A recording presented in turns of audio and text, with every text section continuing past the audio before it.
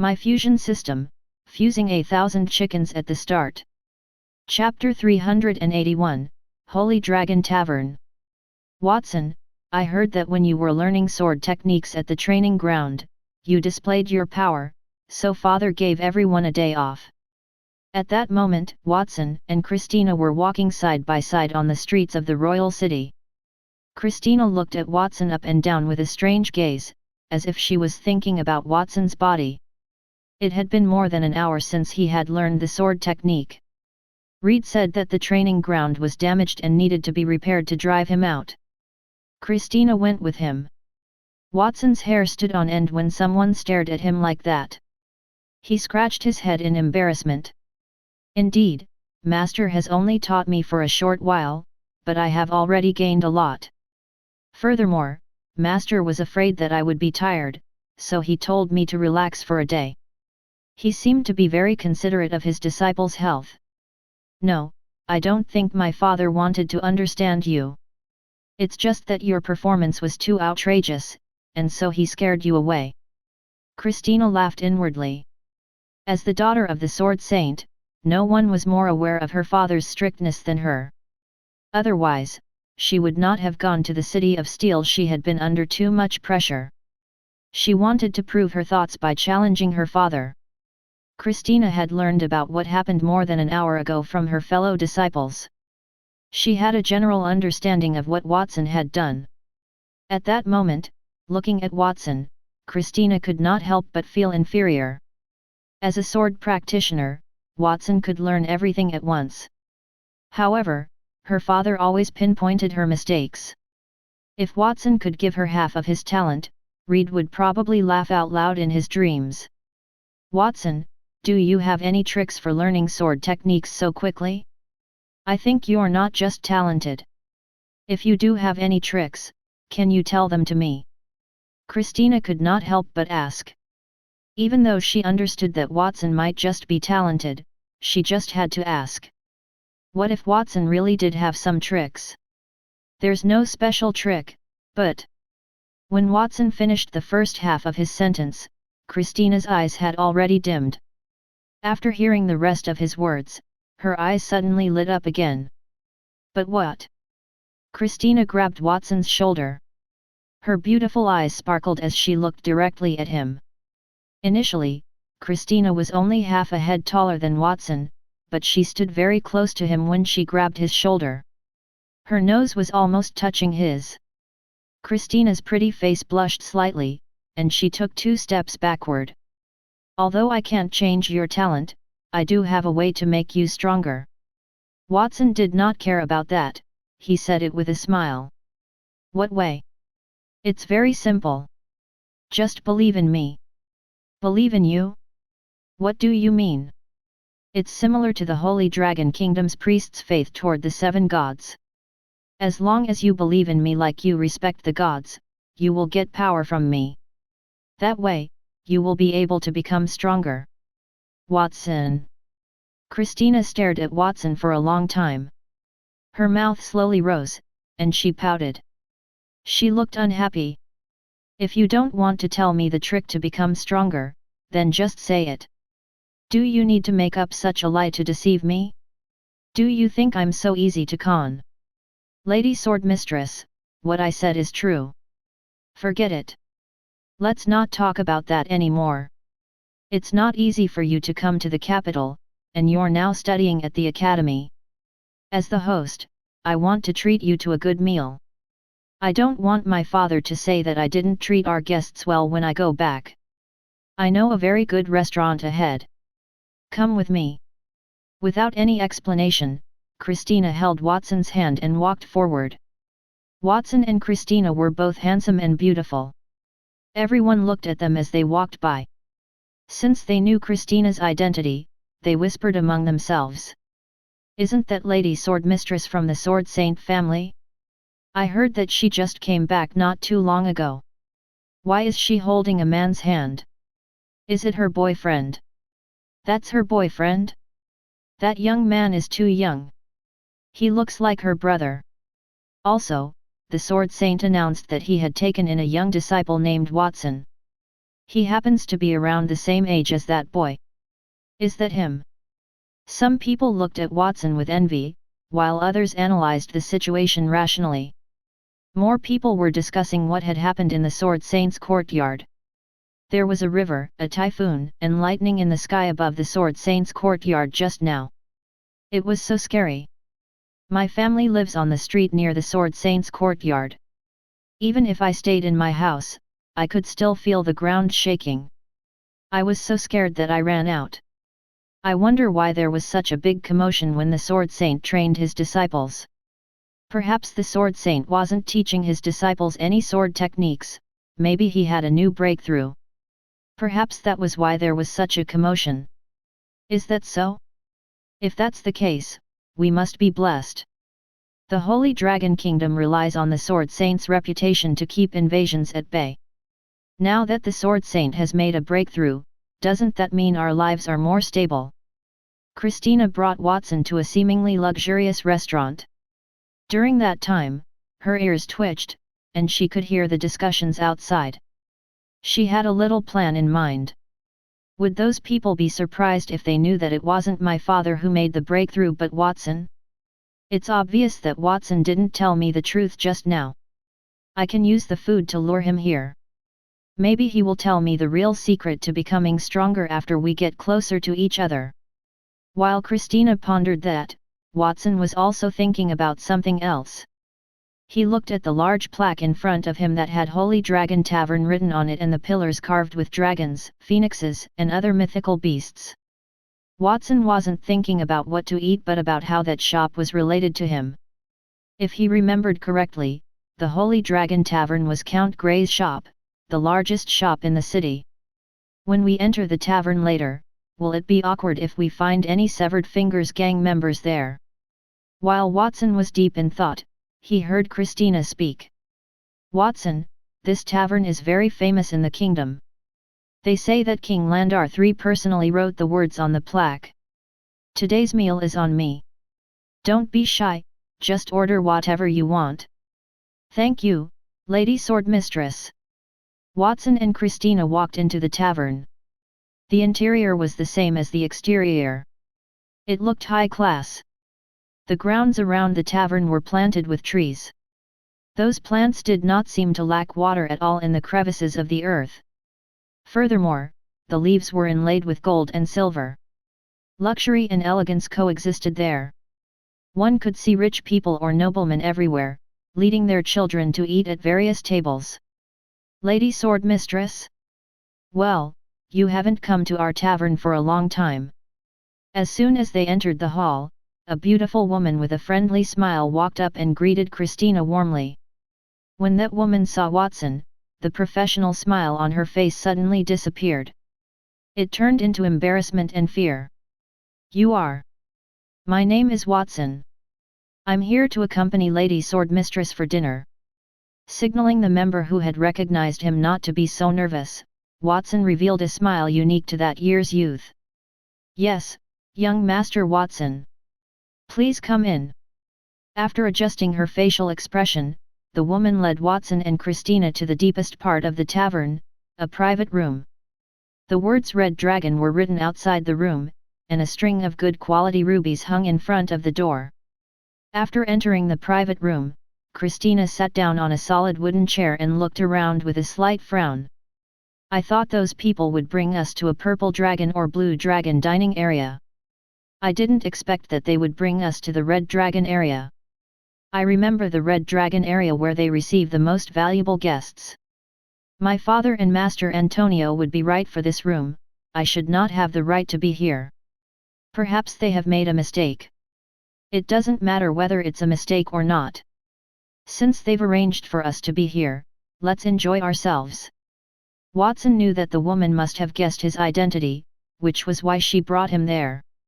After all, he was the boss, so it was no problem for him to sit in the most distinguished area. By the way, Lady Swordmistress, what are the red dragons and purple dragons that you mentioned just now? Don't you know? Christina snapped back to her senses and looked at Watson in surprise. Then, she nodded. That's right, this is your first time in the capital. As the largest tavern in the capital, the services in the Holy Dragon Tavern are divided into different levels. From top to bottom, the services are divided into Red Dragon, Golden Dragon, Purple Dragon, Blue Dragon, Green Dragon, and White Dragon. They say that Count Grey divided the 6 colors according to the 6 qualities of red wine. Many taverns in the capital followed this standard. Among them, the White Dragon area is for barons and knights with a slightly higher status, while Red Dragon could only be enjoyed by royalty or the 3 archdukes' family members. I see. Previously, Watson had only taken in the Severed Fingers gang as his subordinate, but he had not studied how they operated. He was prepared to hold a meeting with the other higher UPS to understand the family business. Let's not talk about that. Let's order and see what you want to eat. Christina pushed a thick stack of parchment paper on the table in front of Watson. He took it and was about to study it when he heard a fierce argument from outside. A bunch of idiots. You said that you couldn't let anyone into the Red Dragon area. Young Master Augustus is from one of the 3 Archduke families, the Campbell family. Other than young Master Augustus, we also have young Master Casey and Miss Lana from the Ptolemy family, who are also one of the 3 Archdukes. Are they not allowed to enter the Red Dragon area? First, there was an arrogant and oppressive voice, followed by a woman's voice. She sounded apologetic. I'm sorry, I didn't know that the 3 young masters from the Archduke families are here. Currently, we already have guests in the Red Dragon area. Why don't you go to the Purple Dragon area first? As compensation, everyone's expenses here will be paid by the tavern. What a joke! I came here to spend money. Do you think I care about expenses? I am often at the Red Dragon area. You said it was given to other guests. Who did you give it to? I'd like to see who has the right to sit there other than the royal family. If they're princes from the royal family, then I'm very familiar with them. I can eat with them. Get out of my way. As another arrogant voice sounded, the door to the dining area was suddenly pushed open. A young man with a red ponytail led more than a dozen noblemen into the dining area. When he saw Watson and Christina sitting inside, both parties were stunned. You? Why is it you? Chapter 382, Taking Things a Little Too Far. Augustus looked at the man and woman in front of him with great interest. He was not in a good mood that day, so he invited Casey and Lana to dinner. The reason for his bad mood was very simple. The Campbell family had received a piece of news the previous day, which told them that the Sword Saint had accepted a disciple.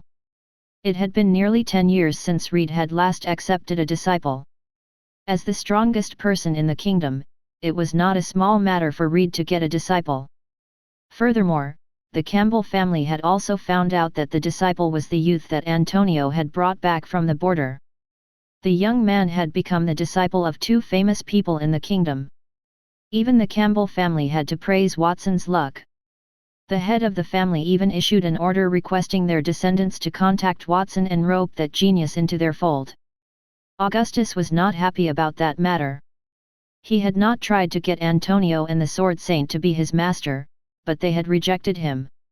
He was the Campbell family's top genius, but he had run into a wall in front of 2 powerful people. In the end, those 2 people were fighting over Watson. Did that mean he was inferior to Watson? How could he bear that thought? Lady Swordmistress and the young man who displayed his might at His Majesty's banquet yesterday. I didn't expect you to sit together for a meal.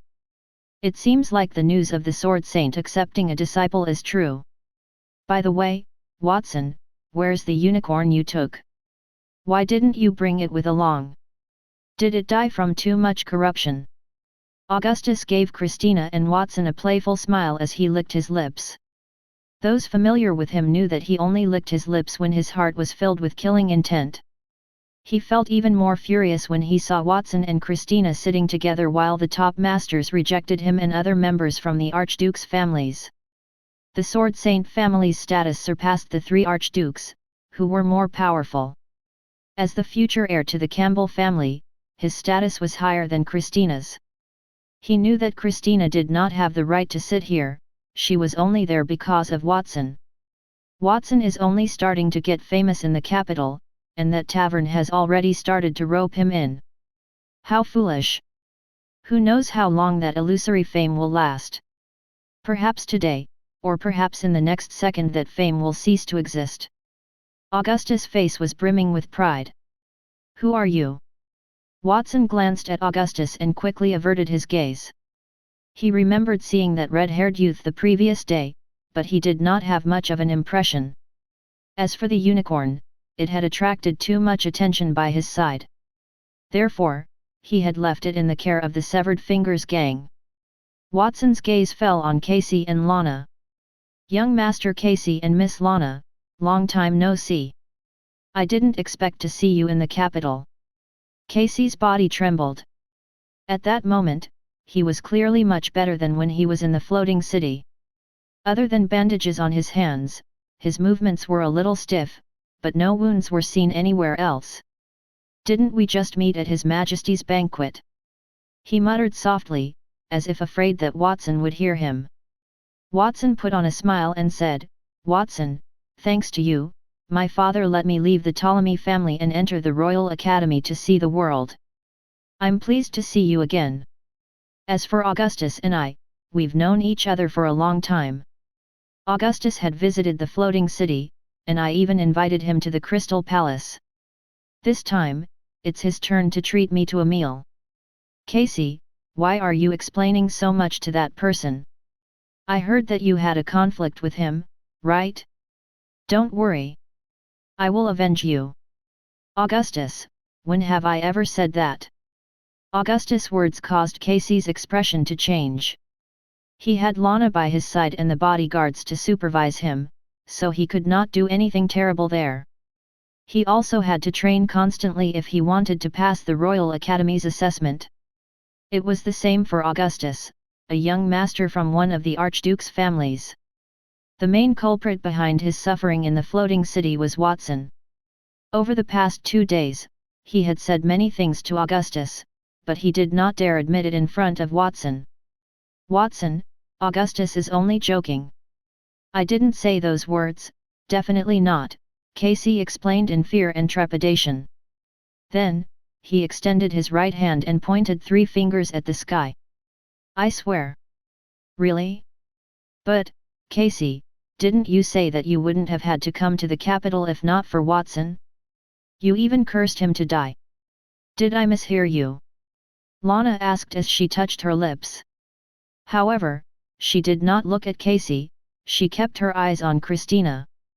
Casey's knees almost buckled, and the look on his face became more and more terrified. He said, No, I didn't say that. At the same time, he looked at Lana in disbelief. Lana, how could you say that about me? I'm your brother. Get lost, you weakling. Augustus was disgusted by Casey's behavior. He kicked Casey and stood in front of Watson. More than a dozen noblemen behind him also looked at Casey with disdain. If it were not for Casey's identity, they would have mocked him then. Watson was only Antonio and the Sword Saint's disciple, did Casey have to be so polite toward him? It was embarrassing to see the young man bow toward another person, disregarding the etiquette of the nobleman. Watson, this is my usual dining place. Now I'm here with my friends to eat. Please leave. Otherwise, I'll make you leave. Augustus stretched out his right hand. A burst of fire erupted from his hand, releasing a silent threat. Lady Sword Mistress, let's go. Watson sighed and stood up, he was no longer in the mood to eat. He would not argue with that kind of person. However, the other party did not intend to let him go. Wait, Watson, I only asked you to leave. I did not say to let Miss Christina leave as well. As the Sword Saint's daughter, Miss Christina is qualified enough to eat with us. Does that mean that I'm the only one who is not qualified to eat here? It looks like you're not stupid at all. Augustus had a playful smile on his face. So, do you plan to leave? Augustus, don't go too far. Watson is my guest. I invited him to eat here today. You're disrespecting me by chasing him away. If that's the case, Watson doesn't need to do anything. I'll be your opponent. Christina could not stand it any longer. She stood up. She had not gotten any useful information from Watson yet, and Augustus and the others had already chased him away. Would that not be a huge loss for her? Augustus's face darkened when he heard that, and a trace of coldness appeared in his eyes. Miss Christina, it seems like I've brought that upon myself. I don't like to fight with women other than that cold woman from the Saint Laurent family. I hope that you won't become the second person for me to hunt. Plus, it looks like someone is keeping quiet. It's quite unmanly to hide behind a woman. Young Master Augustus, calm down. Let's eat in another dining area. Watson is not human. He's a monster. There's no benefit in angering him. Casey stood up and comforted Augustus. You're so annoying. Get out of my way. I've provoked him today. Let's see what he can do to me. Platinum tier fire elemental spell, roaring ancient fire python. Augustus clenched his fist at Watson impatiently. The flames in his right hand instantly exploded. Its size expanded by 100 times, and a 10-meter-long fire python appeared in the air. Its tail twitched gently, leaving a scorched mark on the ground. The fangs in its huge mouth were visible, and some of the tables, chairs, and benches in the room were on fire. Young Master Augustus is angry. Retreat. More than 10 noblemen seemed to be quite familiar with Augustus' behavior. Those who knew him well retreated out of the room. They could avoid getting hurt, and they could also stop people from trying to help. After summoning the fire python, Augustus did not care about the people around him at all. He waved his hand at Watson, and the fire python immediately swung its tail at Watson. Watson moved a few meters backward, muttering, "Phew, that was close." After patting his clothes, the table in front of him was smashed into pieces by the python's tail. It turned into ashes on the ground. This room is only so big. Let's see where you can hide. Platinum tier spell, roaring ancient fire python. Augustus had a sinister smile on his face. He stretched his left hand outward, and a similarly huge fire python appeared in the room. The two pythons intersected, and flames kept spewing out of their mouths. That time, it was not just tables and chairs, the flames ignited even the floor and ceiling. The temperature of the crimson flame was extremely high. It could even melt gold-grade ores. The small room seemed to have instantly turned into a fiery purgatory. As molten lava flowed everywhere on the floor and walls, the entire room and the tavern would be burned to ashes at that rate. Watson's expression finally changed from relaxed to serious. "Aren't you taking things a little too far?" As soon as his voice fell, he took a step forward and allowed the two fire pythons to reach toward him. Their mouths tore down on him. Crack! The fire pythons touched Watson's body with a crisp sound, but they did not cause any harm. Instead, the two pythons seemed to have discovered something terrifying, and their bodies collapsed with mournful wails. How is this possible? Augustus' face paled. His body swayed, and suddenly, he found Watson's figure disappearing from his face. Where is he? A sense of crisis rose in Augustus' heart. He wanted to turn back, but it was too late. A tender hand reached out from behind him, grabbed his head, and pressed him to the ground. Boom! With a muffled sound, a pit with a radius of several meters appeared on the ground. Augustus was covered in blood as he fell into the hole. Long snake-like cracks spread outward from the pit. Chapter 383, Fear of Watson's Dominance. Watson grabbed Augustus' head and pressed his entire body to the floor. His expression was calm. What? Young Master Augustus was defeated? Truly. I know that Watson is Antonio and the Sword Saint's disciple. He must be very powerful, but I did not expect him to be so powerful. Augustus's followers were discussing among themselves, their faces filled with disbelief. They were all noblemen in the royal city.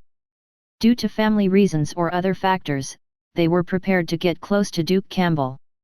They knew Augustus very well. Usually, Augustus was an overbearing person. As long as it was something he wanted to do, he would do it no matter what. If there were no place for him to eat, Augustus would hit the person who occupied his table. Everyone thought that the result would be the same as before. They did not expect Augustus to be pressed to the ground instead. D****, let go of me. Otherwise, I will turn you into charcoal. Augustus raised his hand to wipe the blood off his face. His eyes reddened as he spoke harshly to Watson. As the Campbell family's top member, he could do whatever he wanted in the entire capital.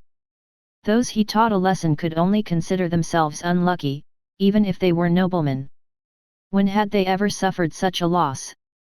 While he was unhappy, Augustus was also a little surprised.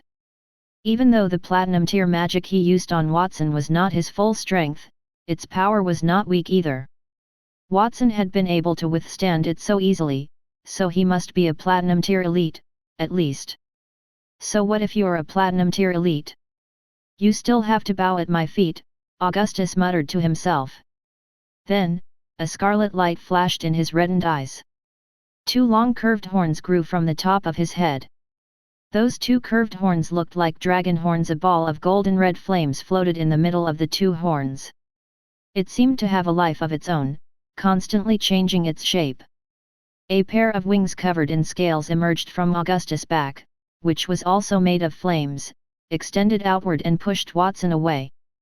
The fire python was wrapped around Augustus' body. The clothes on his body were burned to ashes, revealing his strong muscles. Mysterious red patterns extended from his chest area to his entire body. Watson, you're the second person to force me into this form, other than that annoying girl from the Saint Laurent family, Nia. You should be proud of yourself. This is my second form, the Flaming Dragon. Under this form, I can temporarily advance to Platinum tier.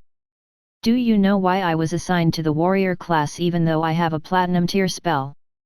After transforming, Augustus' voice became low and hoarse. I'm sorry, I don't want to know. Watson was very calm. When the noblemen saw that scene, their expressions were filled with shock and a hint of fear. Young Master Augustus had released his second form. They say that when Augustus was young, he went out hunting with the head of the Campbell family and encountered an ancient Hellfire Dragon that had just awakened. The Campbell family's followers killed that dragon. The head of the family smeared the dragon's blood on Augustus's body, allowing him to possess the blood of a dragon. Let's leave this place quickly. Since young Master Augustus has released his second form, then this situation will surely escalate. I'm afraid the entire Holy Dragon Tavern will be burned to the ground. More than 10 noblemen discussed among themselves and quickly retreated outside. Augustus' dragon form allowed him to possess strength that was not inferior to a real dragon. The magic that Augustus released during the Academy's assessment was not the usual human magic but dragon magic. Dragons were not only good at close combat but also magic.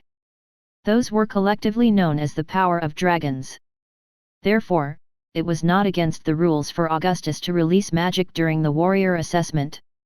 That terrifying power had descended in front of Watson. The illusory gigantic dragon with craters on its body appeared behind Augustus. It lowered its huge head and let out a terrifying roar at Watson. Every fang in its mouth was red and filled with a scorching aura. Watson, even if you're afraid now, it's already too late. Unless you kneel and beg for mercy, otherwise. Augustus stood under the illusory gigantic dragon in a dignified manner and sneered at Watson. Otherwise, what? I won't let you off so easily. I'll break all the bones in your body, then hang you up and put you outside the tavern. I'll let all the passers-by see your miserable appearance and let them know that Antonio and the Sword Saint's disciple is very average. If you can do it, just give it a try. Watson's expressionless response made Augustus snort coldly. Watson, since you're still holding on, then I won't be polite. The Hellfire Dragon was a peak Platinum tier dragon when it was alive. You probably haven't seen a dragon of that level before, right? Oh, right. I almost forgot. You came from the remote border. You probably haven't seen an ordinary dragon. Hellfire Dragon, tear him apart. After giving the order to the Hellfire Dragon, the illusory beast immediately spread its wings and flew in front of Watson. The crater-shaped holes on its body shot out scorching flames. At the same time, it opened its huge mouth. Its razor-sharp teeth had a fiery red color as if it wanted to bite Watson's neck. I've never seen a platinum-tier dragon before because... Watson stopped mid-sentence. The Hellfire Dragon's huge head came right above his head. All the dragons I've seen are at least diamond tier. Roar! Roar! Two different illusory dragons suddenly appeared behind Watson. That was the power of the contracted magical beast that he had summoned using the druid's secret skill. The two dragons were not as complete as the one Augustus had summoned. Only half a head appeared, but that half a head was even more terrifying than a full dragon. The space was crushed and shattered by an unknown force as silver white and black vertical pupils revealed themselves. One eyeball was the size of a house, and around the eyeball were diamond or pitch black scales. The nebula and the black fog that symbolized death were wrapped around them, respectively. Watson had raised two dragons, the Diamond Star Dragon and the Death Omen Star Dragon. At that moment, the power of those two dragons descended at the same time. The pressure from their eyes made the Hellfire Dragon that was biting Watson's head wail in pain, and its body collapsed while trembling. That is the power of the dragon race. Why do you also have their power? That's impossible. Augustus, who had been very arrogant, suddenly paled. Nothing is impossible. Not only do I have the power of the dragon race, but I can also transform into a giant dragon. As Watson spoke, he took a step forward. Black and white scales grew on his body. One of his eyes turned silver white while the other turned black. Even his eyebrows and eyelashes were dyed the same color, and the 12 completely different wings on his back spread open. 4 pitch black stars danced above his head, and bright starlight flowed under his feet. At that moment, Watson had transformed into half a Diamond Star Dragon and half a Death Omen Star Dragon. That dragon form was many times more brilliant and powerful than Augustus' dragon, which only had curved horns and red patterns. After transforming into a dragon, Watson did not hesitate. He arrived in front of Augustus at a breakneck speed. He lifted his hand and strangled Augustus's neck, slamming him to the ground. Bang! Augustus spat out a mouthful of blood. His body was once again covered in wounds. The red patterns and the dragon horns on his head gradually faded away. That meant Augustus' dragon form had been broken. The nobleman, who had been preparing to escape when Augustus activated his second form, heard the loud sound behind them. They turned their heads to look. They were shocked when they realized that the person lying on the ground was not Watson but Augustus. They stopped in their tracks. Soon, they saw an even more shocking scene. After Watson threw Augustus to the ground, he did not give him a chance to resist. He reached his hand outward and grabbed Augustus' neck, smashing him into the ground. He did that more than 10 times until Augustus' limbs became limp and his eyes blurred. At the last moment, Watson stopped. He grabbed Augustus' messy long red hair and dragged his body out. During that process, a long red, bloodied scar was left on the ground. The Campbell family's successor and Watson had a conflict after coming out for a meal. That is really troublesome. Also, what did Watson do? It doesn't seem like magic or fighting skills. Does he have other abilities? Christina did not say a word when Watson was beating Augustus. In her opinion, the outcome had long been decided. The reason she did not stop him was that Augustus had been very arrogant. She also wanted to beat him up to vent her anger. Watson, what are you doing? It's about time. Augustus will die if we continue fighting. After thinking for a while, Christina threw those thoughts to the back of her mind and shouted at Watson, who was walking outside. Don't worry, Lady Sword Mistress. I know what I'm doing. This guy won't die. Watson grabbed Augustus. He had just arrived at the dining hall and caused a sensation. Isn't that the Campbell family's young master, Augustus? How did he get beaten up to such a state and even get caught? Who beat him up? Does he want to die? A nobleman saw that tragic scene. He hurriedly got up from his seat and even forgot to wipe his mouth. Another table of customers carefully identified Augustus and Watson. They said, "The youth who beat him seems to be Antonio and the Sword Saint's disciple. I don't know what happened between him and Augustus. Why did they fight? But no matter what happens, it's better for us to stay out of the matters between big shots like them. If they did not get involved, then it would not affect them." All the customers in the hall watched nervously as Watson, in his dragon form, dragged Augustus, who was covered in blood, out of the tavern and threw him into the sky. Augustus' body flew up limply until it got stuck on the plaque. After doing all that, Watson clapped and deactivated his dragonification. He said, "The most outstanding genius of the Campbell family doesn't look like much." Originally, Augustus had said those harsh words to him. Augustus also said that he would make a fool of Watson by hanging him on the plaque. So, Watson decided to help Augustus to fulfill that wish. "I told you not to provoke Watson. Watson is a monster without common sense. It's useless to tell him about the nobleman's etiquette. He won't care whether you are the descendant of the Count or the Duke. As long as you provoke him, he will beat you up." Casey stood with more than 10 noblemen. When they saw Casey, they glanced at his right hand, which was covered in bandages, and then looked at the door with a hint of pity. Lana stood behind him. She stroked her lips with her fingers, her gaze fixed on Watson. "As expected, Watson is still the person I remember. He does as he pleases and has no fear. It seems like I won't be bored in the capital." "Watson, isn't that inappropriate?" While the people around were whispering, Christina took the opportunity to walk to Watson's side and lowered her voice. "What's so bad about it? Augustus is the Campbell family's young master, after all.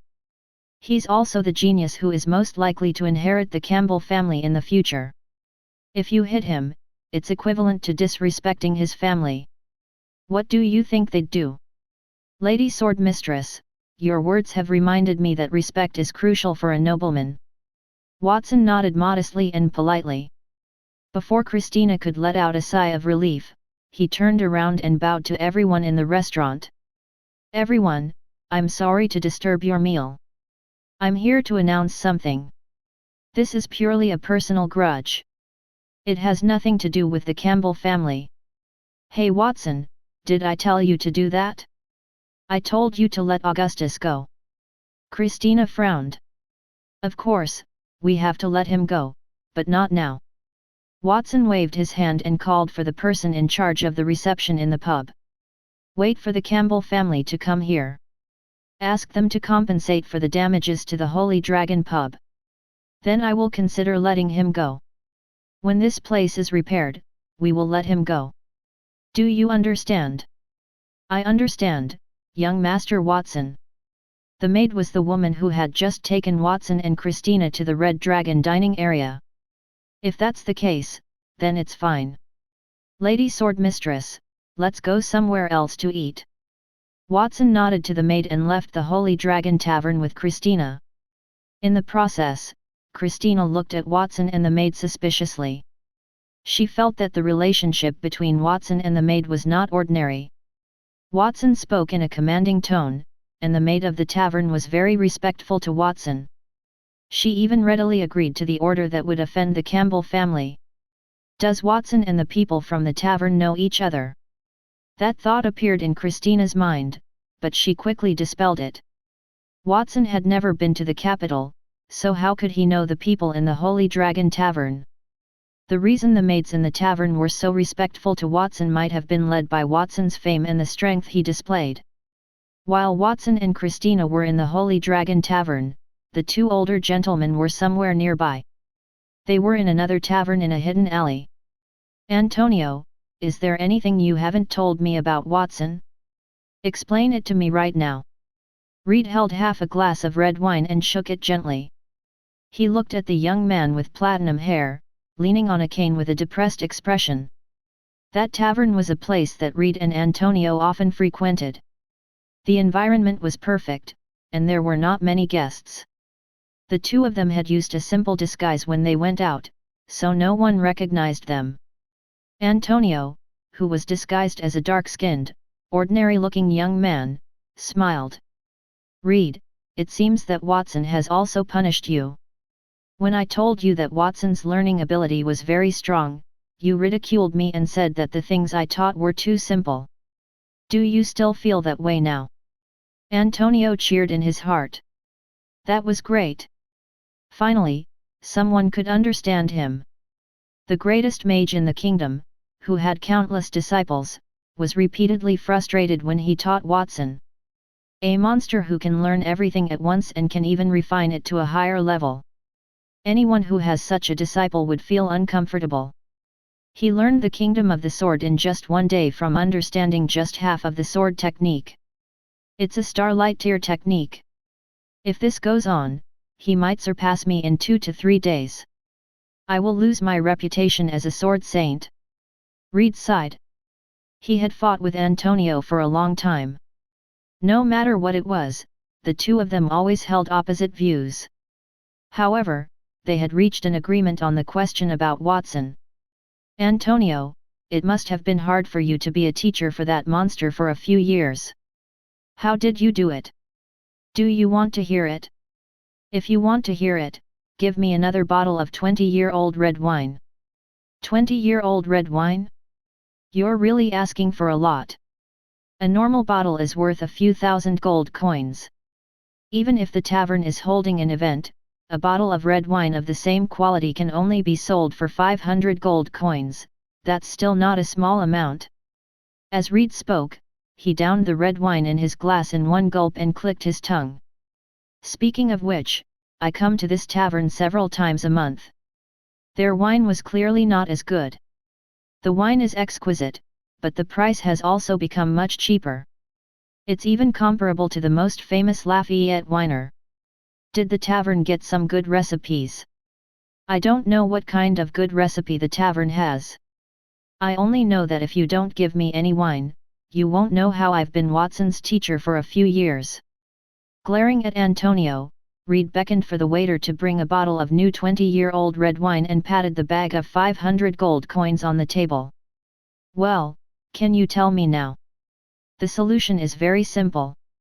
I just need to reduce the number of things that I teach Watson every day. For example, if I mastered 1,000 spells, then I can only teach one a day or even once a week. Anyway, no matter how much I teach Watson, he will be able to learn it. So, why don't I teach him less? Then, I can be his master for a long time. Yes, why didn't I think of such a simple solution? Reed took the red wine that he had pushed in front of Antonio. Your method is too simple. I don't think it's worth the price of this bottle of wine. The bet doesn't count. You're shameless, Reed. You went back on your word. Originally, I only wanted to tell you more about Watson on account of your treat. Then, I won't tell you any more. Antonio slammed on the table angrily. In return, Reed's disdain was reciprocated. Other than telling me to be a long-term master, what else can you teach me? Antonio's eyes were filled with pity. Reed, you don't know much about Watson. You don't know how many spells I can teach him every day, but thinking about that is actually the easiest thing. You might not understand now, but it won't be long before you understand the fear of Watson's dominance. Chapter 384, Going to the Campbell family. The fear of being controlled by Watson? Antonio, don't scare me. I'm a sword saint. How can a child control me? Reed did not believe Antonio's words. He did not care about it. At that moment, the tavern door where the two of them were drinking was suddenly pushed open. A group of people wearing noble clothes rushed in. Quick, search this area for me. We just received news that the Campbell family's young master, Augustus Campbell, was bullied by someone named Watson in the Holy Dragon Tavern. Not only was he bullied, but that person also broke his limbs and hung him on the tavern's plaque. Master has given an order. We must find Watson today. Take him back to the Campbell family and hack him into pieces. That person called Watson had left after beating him up. According to intelligence, he is currently eating at a restaurant in the capital. Listen well. If you have any leads on Watson, you must inform us immediately. The Campbell family has a great reward for you. Oh, right. That Watson looks like this. More than 10 people dressed in noble clothing had rushed into the tavern. Besides the person in the lead taking a portrait of Watson from his clothes and loudly announcing it to the diners in the tavern, the others had split up. They quickly searched the entire tavern in a way that did not disturb others. After they were done, they returned to the leader's side and shook their heads, indicating that they did not find the target. Leave someone here to guard this place. Let's go to the next tavern. The leader looked like he had already searched many restaurants and did not feel disappointed. He turned around, left one person behind, and quickly left the restaurant with the rest of the people. Watson beat Augustus and hung him in the Holy Dragon Tavern? What's going on? After those people left, Reed muttered to himself in disbelief. Antonio, who was next to him, sighed, his expression becoming more and more sympathetic. Reed, now you know how terrifying Watson is. What troubled people the most about Watson was not his extraordinary talent but his talent for causing trouble. No matter where Watson went, he would encounter trouble. Even if there were no trouble, Watson would still make some shocking moves to attract the attention of others. Antonio had not told him about the conflict between Watson and the king of the Holy Dragon Kingdom. Otherwise, Reed would be even more surprised. What should we do? Watson beat up a young master from the Archduke's family. No matter the reason, that is not a small matter. I think we shouldn't sit here and drink. We should resolve it. Reed was a little restless. He wanted to get up, but Antonio stopped him. Reed, don't be so impatient. This is not worth our time. There might be more serious problems later. More serious problems? What could be more serious than beating up the Grand Duke's child? Reed did not believe it. We have Watson. Oh, no. He is too strong. We need help. I repeat, come and help us immediately. At that moment, shouts came from outside. Then, the Campbell family members who had stayed in Reed and Antonio's tavern rushed out. Antonio, how did you know that things would become more serious? Reed looked outside in surprise and looked at Antonio, his eyes filled with suspicion and inquiry. Antonio took the red wine from his hand calmly, opened the wine bottle, and poured himself a glass. Just watch. This is just the beginning. At the capital's main street. At that moment, all the streets had been emptied, surrounded by a group of soldiers in golden armor and holding long spears. There were more than 1,000 soldiers, led by General Hone. Watson, you beat up young Master Augustus outside the Holy Dragon Tavern and hung him on a plaque, causing a bad commotion. Now, the Campbell family has requested His Majesty to dispatch the royal army, and we are arresting you now. You will be severely punished to ensure that justice is served. Hone looked at the young man and girl who had just walked out of the restaurant as they wiped their mouths with a handkerchief with a calm expression. He rubbed his forehead, his head hurt. He was familiar with the girl. She was the Sword Saint's daughter. He had seen her a few times before she had left the capital a few years ago. He was also familiar with the 12 or 13-year-old youth beside her. The youth had just followed Antonio to the capital. However, he had not expected that boy to cause such a huge sensation as soon as he arrived. First, he had fought the unicorn in front of the civil and military officials, and then he had passed the Royal Academy's assessment, leaving behind a rare perfect score. After that, he fought Augustus. Hone did not know what Watson was going to do next. At that moment, Watson slowly put the handkerchief back into his chest pocket and complained to Christina about the food he had just eaten in the restaurant. "Lady Sword Mistress, that flaming crystal lobster is really good. Thank you for your invitation. Next time, I'll treat you to something different." "Watson, you're too kind."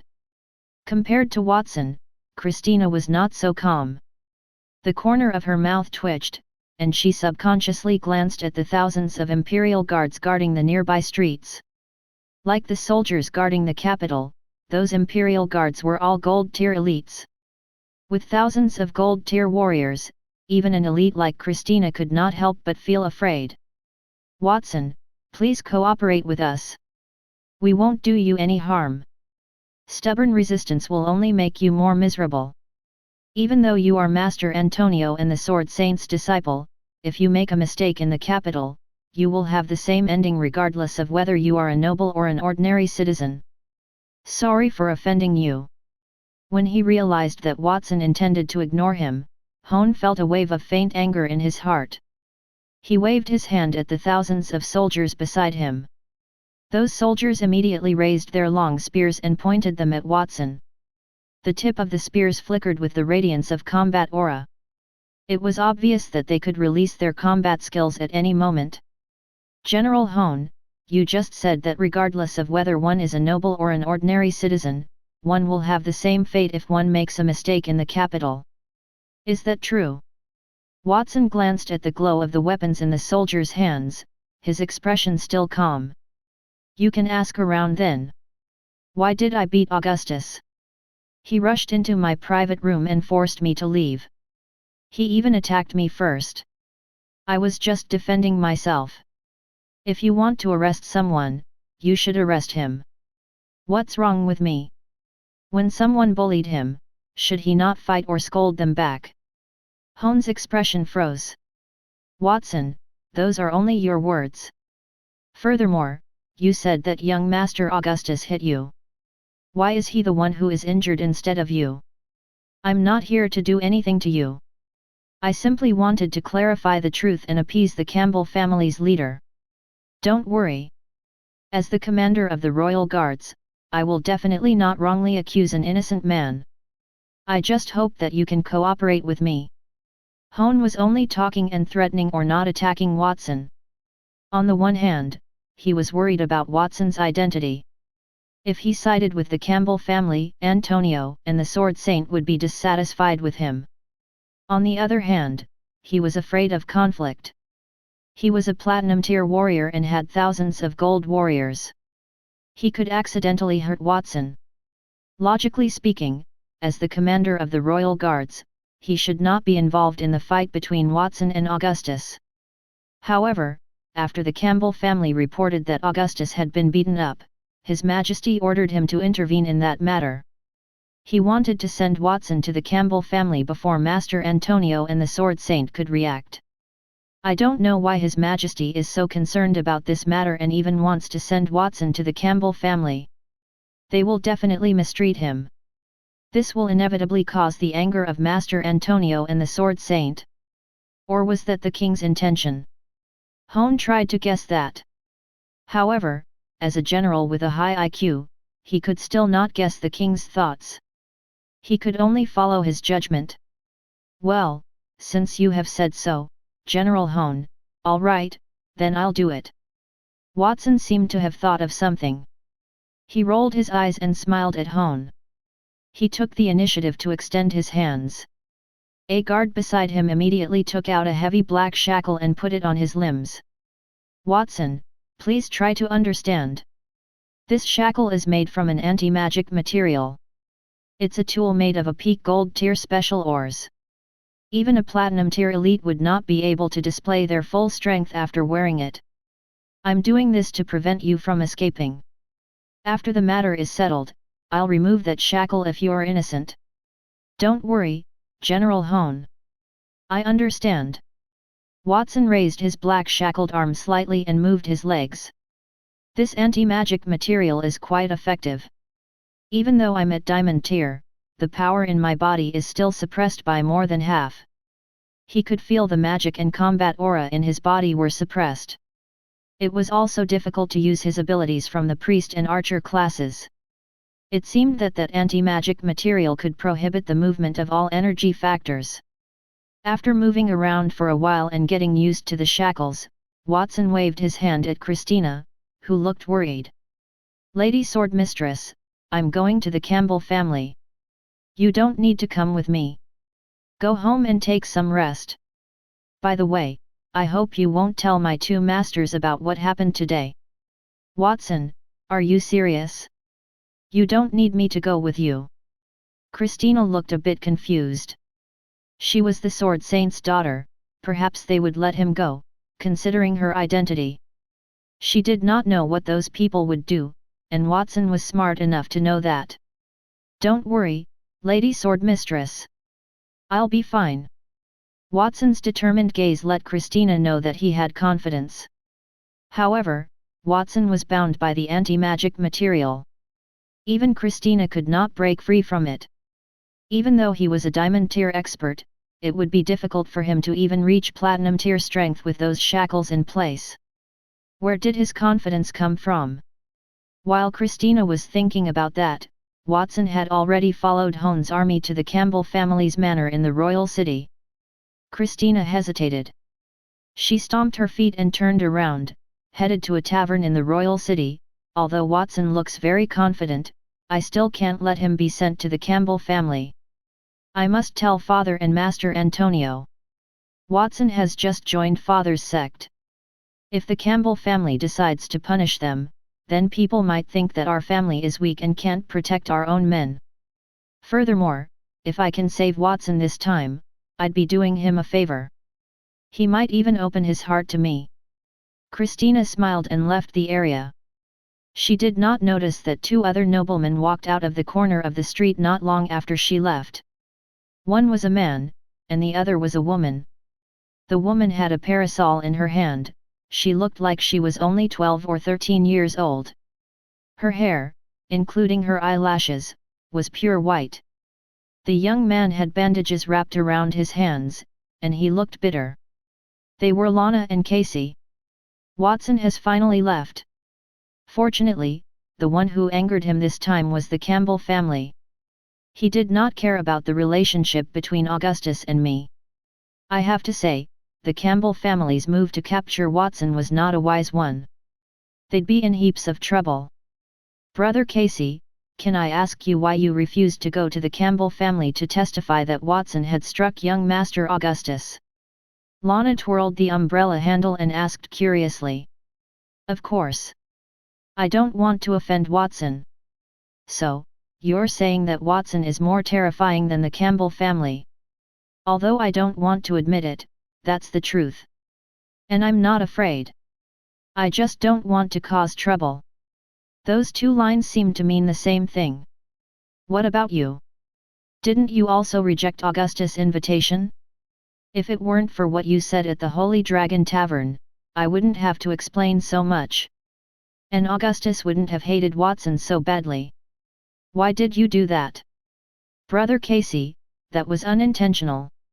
I'm still a child. You won't hold it against me, right? Hurry up and go. Get a good seat outside the Campbell family. If you're late, you won't be able to enjoy the most lively show in the capital." As the voices gradually faded away, Casey and Lana, the siblings, also disappeared from the street corner. "Is that the Campbell family?" About 20 minutes later, Watson stood in front of a gorgeous manor and looked inside. His face did not have the self-awareness of a criminal. Instead, it was filled with curiosity. The Campbell family manor was very interesting. The first thing he saw when he looked inside was not the beautifully manicured lawn but a large clock that was more than 10 meters tall.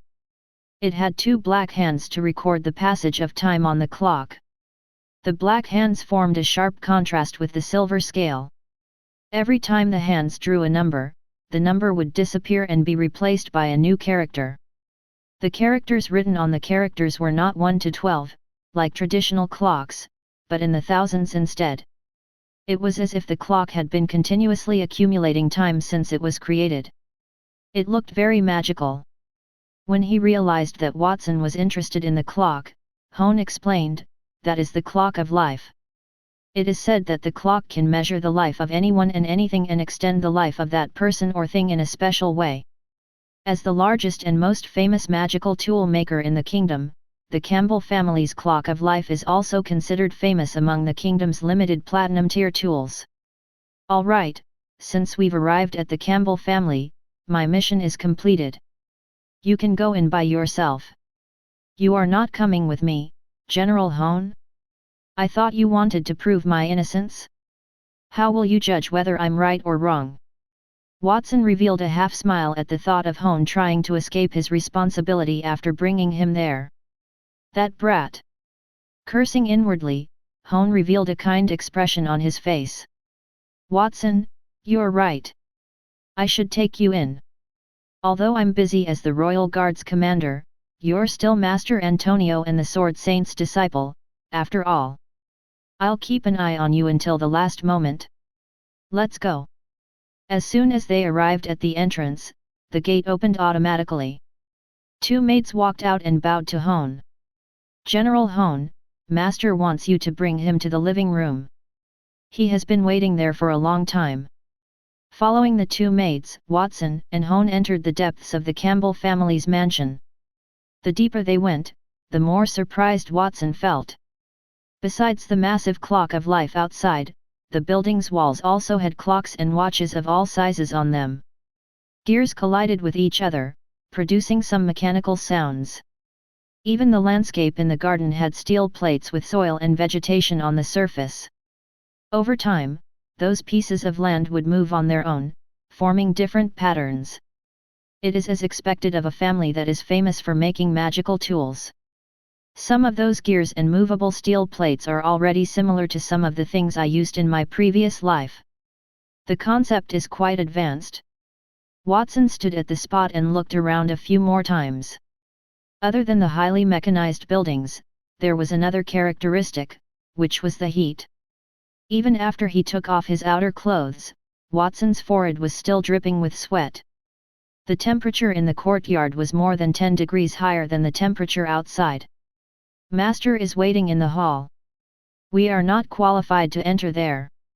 You are distinguished guests, so you may enter by yourselves. We will take our leave first. The two maids lowered their heads as they spoke humbly before they quickly left. Watson and Hone exchanged a look. Watson pushed the door open and walked into a hall. Augustus was sitting among those magic tools. His limbs were weak, and he was drooping around the chair. When he saw Watson, he raised his eyebrows and revealed a cruel expression. Watson, you're finally here. I've been waiting for you for a long time. Everything here is under the control of the Campbell family. I only need to say one sentence to decide whether you live or die.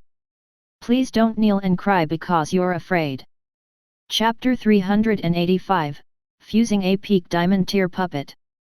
Augustus, don't be impudent in front of the guests. Is that what I taught you? Just as Augustus' voice fell, an old voice came from the room. Watson looked up and saw an old man with white hair and a beard standing behind a sculpture, carefully fiddling with something. It seemed like he was repairing the magical item. Augustus was known to be proud and domineering. However, after the old man spoke, he lowered his head and shut his mouth obediently. He looked like a good boy. When Watson looked up, the old man put down the things in his hand, revealing a sharp-edged face imposing. He did not look angry. He swept his gaze over Watson and Hone before fixing it on Hone. The old man said, General Hone, long time no see. Thank you for sending the offender who injured my grandson. The Campbell family will judge that young man next. You can leave now. Oh, right. Please remember to thank His Majesty for me when you go back. Armand, no matter what, that young man is Master Antonio and the Sword Saint's disciple. If you go too far, it won't be easy to explain things to them. Furthermore, I promised Watson that I would investigate that matter thoroughly, so it's better for me to stay here for the time being." After hesitating for a moment, Hone looked at Watson and forced a smile. "Since General Hone is worried, then you may stay here and watch. I did not intend to go too far with that young man. He broke Augustus' limbs, and I want to break his limbs too, that's all." Armand Campbell, the Campbell family's patriarch, stared at Watson with a cold gaze. "Master Armand, as the head of the 3 archdukes' families, I thought you were a reasonable person. Now it seems that you are no different from those noblemen who only favor their own children. It's not easy to break my 4 limbs. You are the first one who dares to speak like that to someone from the Campbell family." Armand clapped his hands. The walls suddenly made cracking sounds before they fell off, revealing 4 deep passages. Puppets with magic crystals embedded in their chests walked out of the passages. Those puppets were similar to those used in the Royal Academy's assessment. They were divided into 4 classes: warrior, mage, archer, and priest. From the outside, those puppets looked real. Except for the fact that there were no metal connections between their facial features and joints, the other parts of the puppets retained the same characteristics as humans. They exuded an aura equivalent to that of a human gold-tier elite. There were quite a number of puppets walking out from the 4 passages. They walked at a neat pace, causing the ground to rumble. In just a few minutes, those puppets had surrounded Armand and Augustus. There were almost 500 of them. "You look surprised. The Campbell family is the largest family that deals in forming magical tools in the capital. In recent years, the strongest magical tool in the kingdom has been those magic puppets. As long as they are inlaid with crystals of the same level, they will be able to display strength that is no less than a gold-tier professional. Furthermore, the damaged parts can also be dismantled and replaced. In the future, those magical puppets will inevitably replace the kingdom's army. Even the test puppets in the Royal Academy were built by our family's engineering department." Armand stood in the center of the group of puppets and spoke to Watson. "I'm not showing off. I heard that Master Antonio and the Sword Saint's disciple is a platinum-tier elite. If you are at your peak, then those puppets might not be able to hurt you. However, you're currently wearing a shackle made of anti-magic materials. You can't use your strength. How long can you last in front of those puppets? Don't worry. I've already prepared a healer. After your limbs are broken, I'll order the healer to treat you. You don't have to worry about the after effects. I don't need a healer. I don't think I'll need one." Watson looked around him. The corners of his mouth curled upward. "Watson, don't talk big. Even if I weren't injured, I could not fight those puppets. Even though you're a little stronger than me, in your current state, I'm afraid you can't even defeat one puppet, let alone 500 of them." Augustus was sitting on a chair as he laughed out loud. It was as if he could see Watson's limbs break, and it made him very happy. Just as he was laughing out loud, Watson glanced at the puppets around him. The basic information about the puppets immediately appeared in his eyes. Gold-tier puppets. Abilities: they are divided into 4 classes. Different classes have different skills. The skills are the magic equations that are input into the magic crystal in advance. Magical energy supply: the magic crystal provides the energy, and it can be replaced. Once the magic crystal is damaged, the puppet will collapse. There is no other weakness. Simple commands can complete simple tasks according to the master's orders. Additional abilities: spiritual link: different puppets have a different set of thought systems, they can share information. While they were calculating the situation, 500 gold-tier puppets had already taken action. 100 puppets took action first. Their bodies were covered with all kinds of combat aura as they rushed toward Watson. The first few puppets grabbed his limbs and lifted him. They continued to pull him in all directions as though they wanted to rip him apart. The remaining few hundred puppets stood on the spot and watched that scene quietly. After the puppets dragged him toward the sky, Watson heard Augustus' loud laughter. At the same time, he was mocking and ridiculing him about how he was dead, and that was what Watson got for going against him. Watson turned a deaf ear to all of that. He stretched his right hand outward in midair, clenched it gently, and spat out a few words. System fusion, activate. Congratulations on successfully fusing 500 gold tier puppets, Master. You now have the Diamond Tier 8 Arm War God puppet. As the fusion system activated, whether it was the puppets attacking Watson or those that were quietly waiting at the side, their bodies turned into a ray of light and disappeared from where they were. They fused into a puppet as tall as a person to a giant puppet about 10 meters tall. That giant puppet had the appearance of a female. Its black hair cascaded downward like a waterfall, and it wore a mage's robe with nested armor. Besides the 2 arms holding a long sword and a shield, 6 other arms were on its back. Each of them had a mage's scepter, a longbow, and a prayer book. Diamond Tier Puppet, 8 Arm War God. Abilities, proficient in all classes, equal to the strength of 4 Diamond Tier elites. Absolute techniques, proficient in all types of combat techniques, can use the least amount of strength to defeat the enemy. 8-Armed Dance, releases weapons in those 8 arms and skills from 4 different classes, causing large-scale damage simultaneously. War God's Body, any damage received will be recovered in a short time. Self-evolution, has a self-awareness comparable to that of humans, can learn to evolve on its own. Additional abilities, Disperse Core, the core in the body can classify and reassemble. Even if the core is shattered, it will not be paralyzed. After reading the information about the 8-Arm War God, Watson nodded in satisfaction. Then, he flipped in the air and sat on the shoulder of the giant puppet. What? What is that? It did not take Watson a long time to fuse those puppets. In fact, it only took him a few seconds. At that moment, Hone finally reacted. He looked at the 10-meter-tall giant puppet in front of him, which almost touched the dome of the mansion. He was stunned. Watson, what did you do? Did you fuse those puppets? Am I seeing things? Augustus's eyes widened. He had hoped that those puppets hack Watson into pieces so that he could vent the anger in his heart. However, he did not expect Watson to fuse those puppets.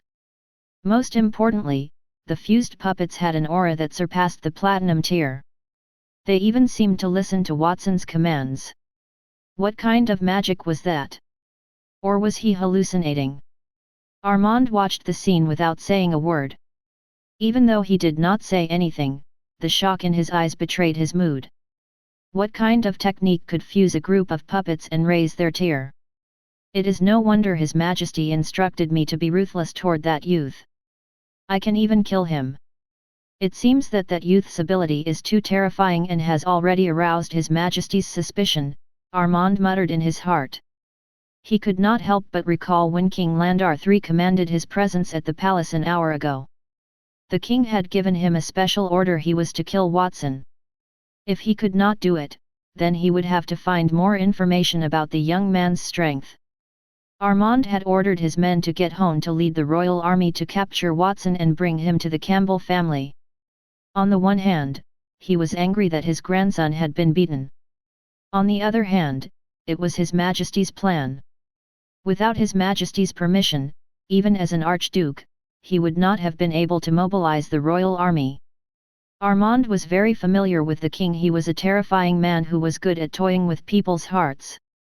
10 years ago, during the Demonis cult's rebellion, he had already seen through the king's nature.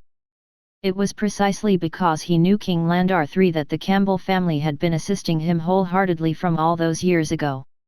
That was also why he had been conferred the title as an archduke after the Demonis cult was eliminated. He felt that he understood the situation very well. However, Armand could not understand why King Landar III wanted to use him to kill Watson. Such a genius would be a good thing for the Holy Dragon Kingdom's future. It was impossible for the king not to know that. However, the ruler still wanted to kill Watson. That was somewhat intriguing. Armand still thought the same when he saw Watson fused those puppets. However, at that moment, his thoughts changed. Even if the Campbell family had created those 500 puppets, they had also spent a significant amount of money, which had vanished. Armand did not feel any heartache about that. Instead, his heart was filled with fear. He was very familiar with puppets, so he knew that the gigantic puppet had surpassed the platinum tier. It was as if it had reached the diamond tier. With just a flick of its finger, Watson had fused 500 gold tier puppets into a diamond tier puppet. If Watson wanted to mass-produce more diamond tier puppets, he could do it, and that thought would terrify anyone. The Holy Dragon Kingdom only had one diamond tier expert, Sword Saint Reed. If Watson could use that ability to duplicate a large number of diamond tier puppets, he could have the strength to contend with the entire Holy Dragon Kingdom. It was no wonder King Landar III feared Watson and commanded him to kill Watson. If he were the king, with such a monster-like youth by his side, he would probably not be able to eat or sleep. Armand's mind had many thoughts. Watson sat on the shoulder of the 8-arm war god puppet, leisurely swaying his legs, and said, "Master Armand, I'm sorry, but those golems are already mine. If you have any more powerful methods, please use them as soon as possible. Men, capture that youth for me." Armand clapped his hands with a solemn expression. Following his voice, the guards rushed out from the tunnels in all directions. Those guards held long spears in their hands. The aura they emitted was stronger than the puppets just now. There were no less than 100 guards there. When they saw the huge puppet under Watson's command, they stopped and sucked in a breath of cold air. What kind of puppet is that? Why is it so huge? And is not that young man Antonio and the Grand Sword Master's disciple? Why does he even know how to make a puppet? You should know that even the experts in our family cannot easily make a puppet of that size and make it move. Now is not the time to think about that. Quickly. The magical crystal is embedded in its chest. If you break its chest, it will be paralyzed. The guards were amazed by the puppet's power, but they still braced themselves. One guard wrapped the spear in his hand with a thick layer of fire elemental combat aura. He turned the spear into a fire dragon and let it fly toward the magical crystal embedded in the puppet's chest. Boom! The flaming dragon-like spear collided with the magic crystal, making a crisp sound. The crystal was almost undamaged. On the contrary, a crack appeared on the spear before it shattered completely. It was as if a toothpick had hit a rock. D****it. What material is the shell of that puppet made of? How can it be so hard? Look, the 6 arms on the back of that puppet are moving. It seems like they are going to attack us. Everyone, be on your guard. The guards saw the puppet's 8 arms moved. The 2 arms held a weapon, causing the weapon to emit light and spin rapidly. The arms that held the sword and shield that symbolized the warrior class combined the 2 items to turn them into a sharp blade and shield. The arms that held the magic scepter also raised the weapon high before forming a magical light that did not disperse. The arms that held the longbow and prayer book were the same. The former drew the bow and knocked the arrow, and streams of light burst outward. The latter drew the light from the sky, casting a layer of divine light on the 8-arm war god's body. That move was the 8-arm war god's offensive skill, the 8-arm dance. The 8-arm war god began to spin rapidly in just an instant as if it had turned into a giant windmill. The weapon in its hand touched all the walls, leaving deep ravines on them. Large chunks of the walls had collapsed. Cracks also appeared in the originally sturdy dome. Over 100 gold tier guards appeared with combat aura armor on their bodies. They spread their combat aura wings and flew in front of the 8-arm war god. They wanted to use their bodies to block the puppet from advancing, but before they could touch the 8-arm war god, their bodies were blown into the sky by the air currents that the puppet created. They shattered the dome and landed outside the mansion. What happened?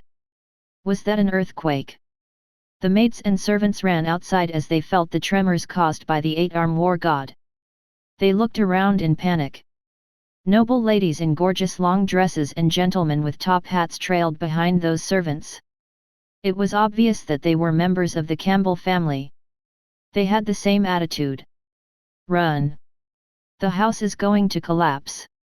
A group of people shouted and rushed out of the mansion. At that time, they stood outside the door and saw a scene that they would never forget. They saw 8 long arms covered with combat aura light, and the light pierced through the dome. The light shot up into the sky and shattered the floating clouds. It did not dissipate for a long time. The huge Campbell mansion was like a piece of tofu in front of the 8 arms. In just a short while, it was torn apart and collapsed into ruins. Watson was sitting on the 8-arm war god's shoulder before he rose into the sky. He looked down at the entire courtyard. His expression was calm as if he had just done a trivial thing. He even leaned against the 8-arm war god's neck and yawned.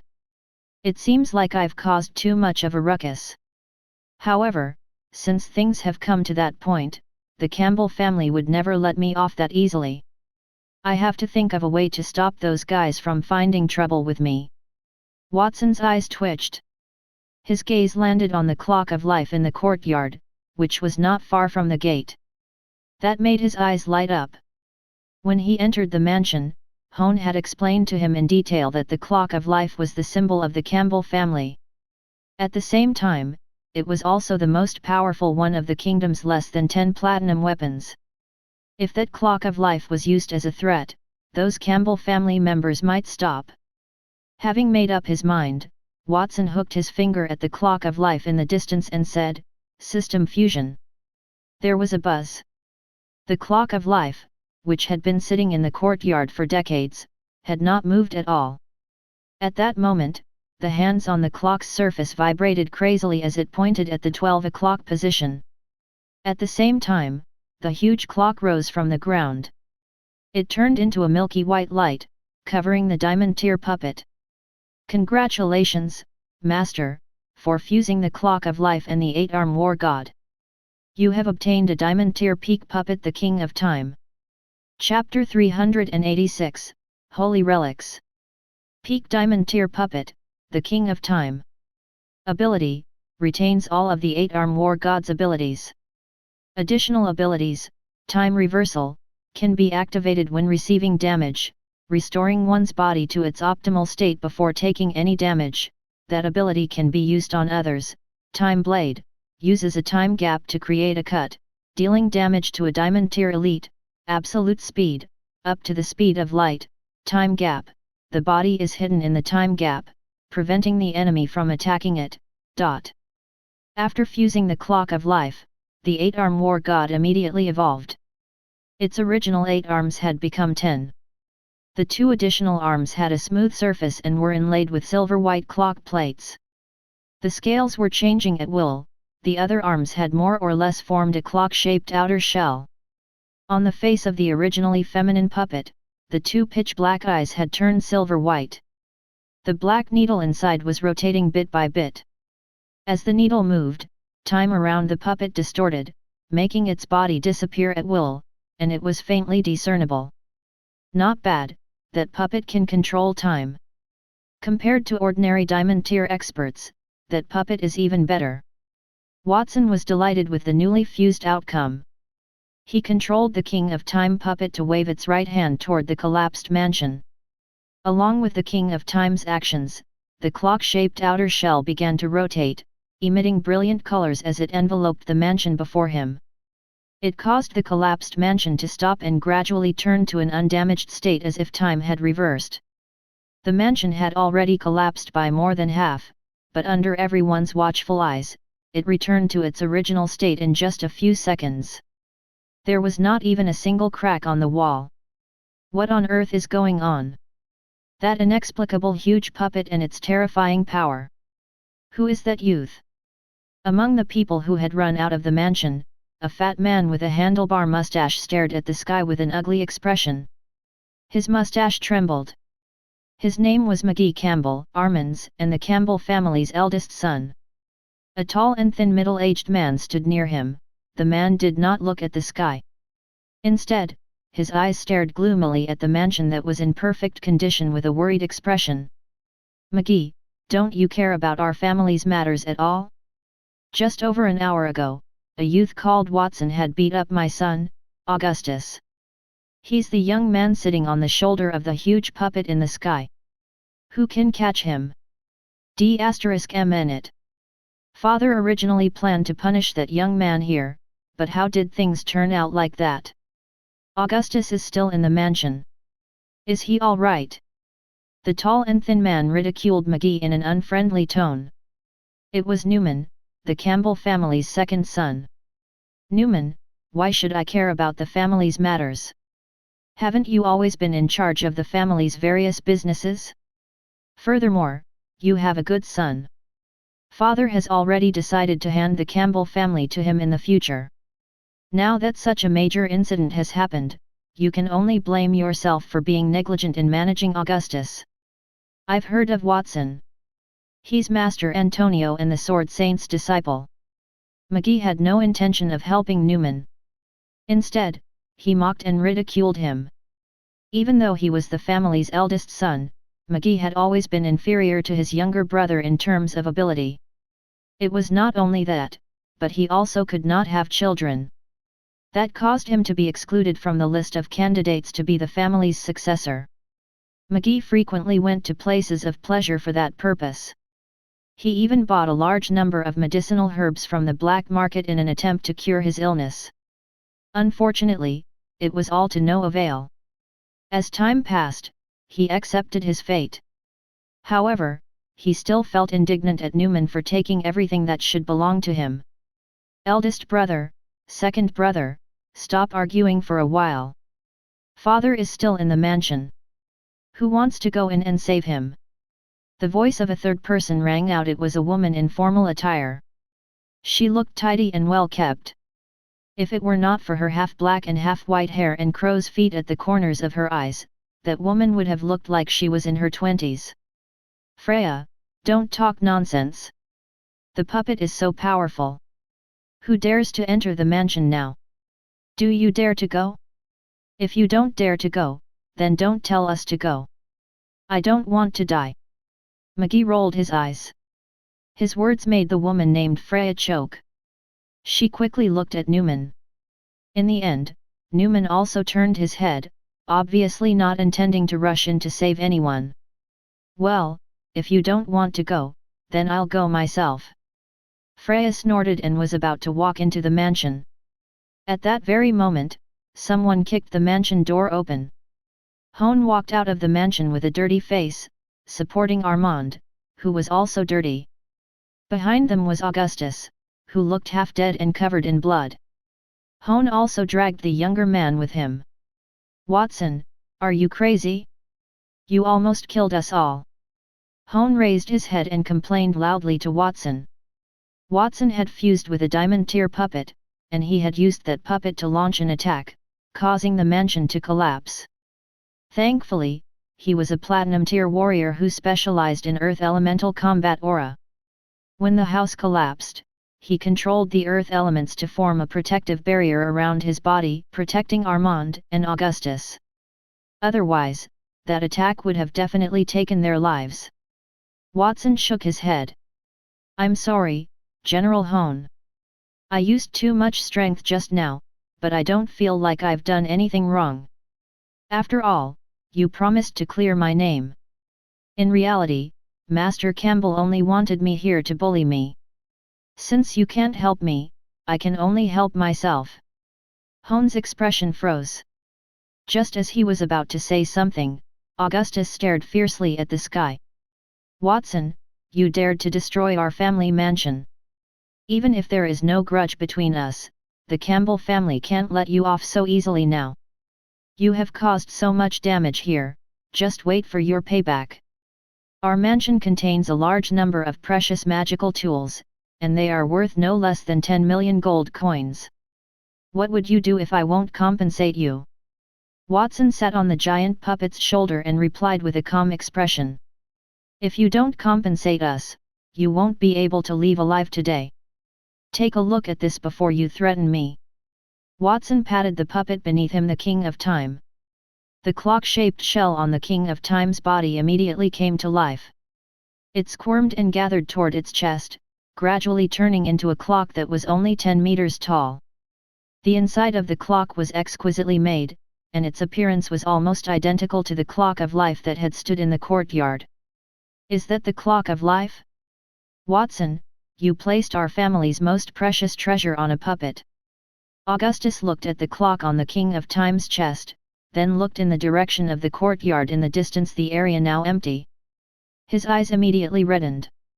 The clock of life was essential to the Campbell family. That clock could grant them a longer lifespan, but it was also absolutely accurate time-wise. That clock was responsible for correcting time. The Campbell family's magical tools were far superior to others. Since they had lost that clock, their magic tools' quality might drop too.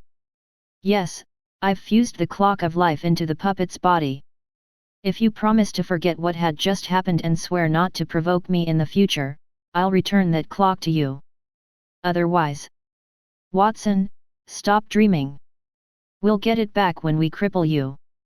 Before Watson could finish speaking, Augustus had already snorted coldly. When the Campbell family members saw that Armand and the others had been rescued, they also began to discuss animatedly. "Watson attacked us, and he dared to steal the clock of life. Is there something wrong with his brain?" Freya looked puzzled.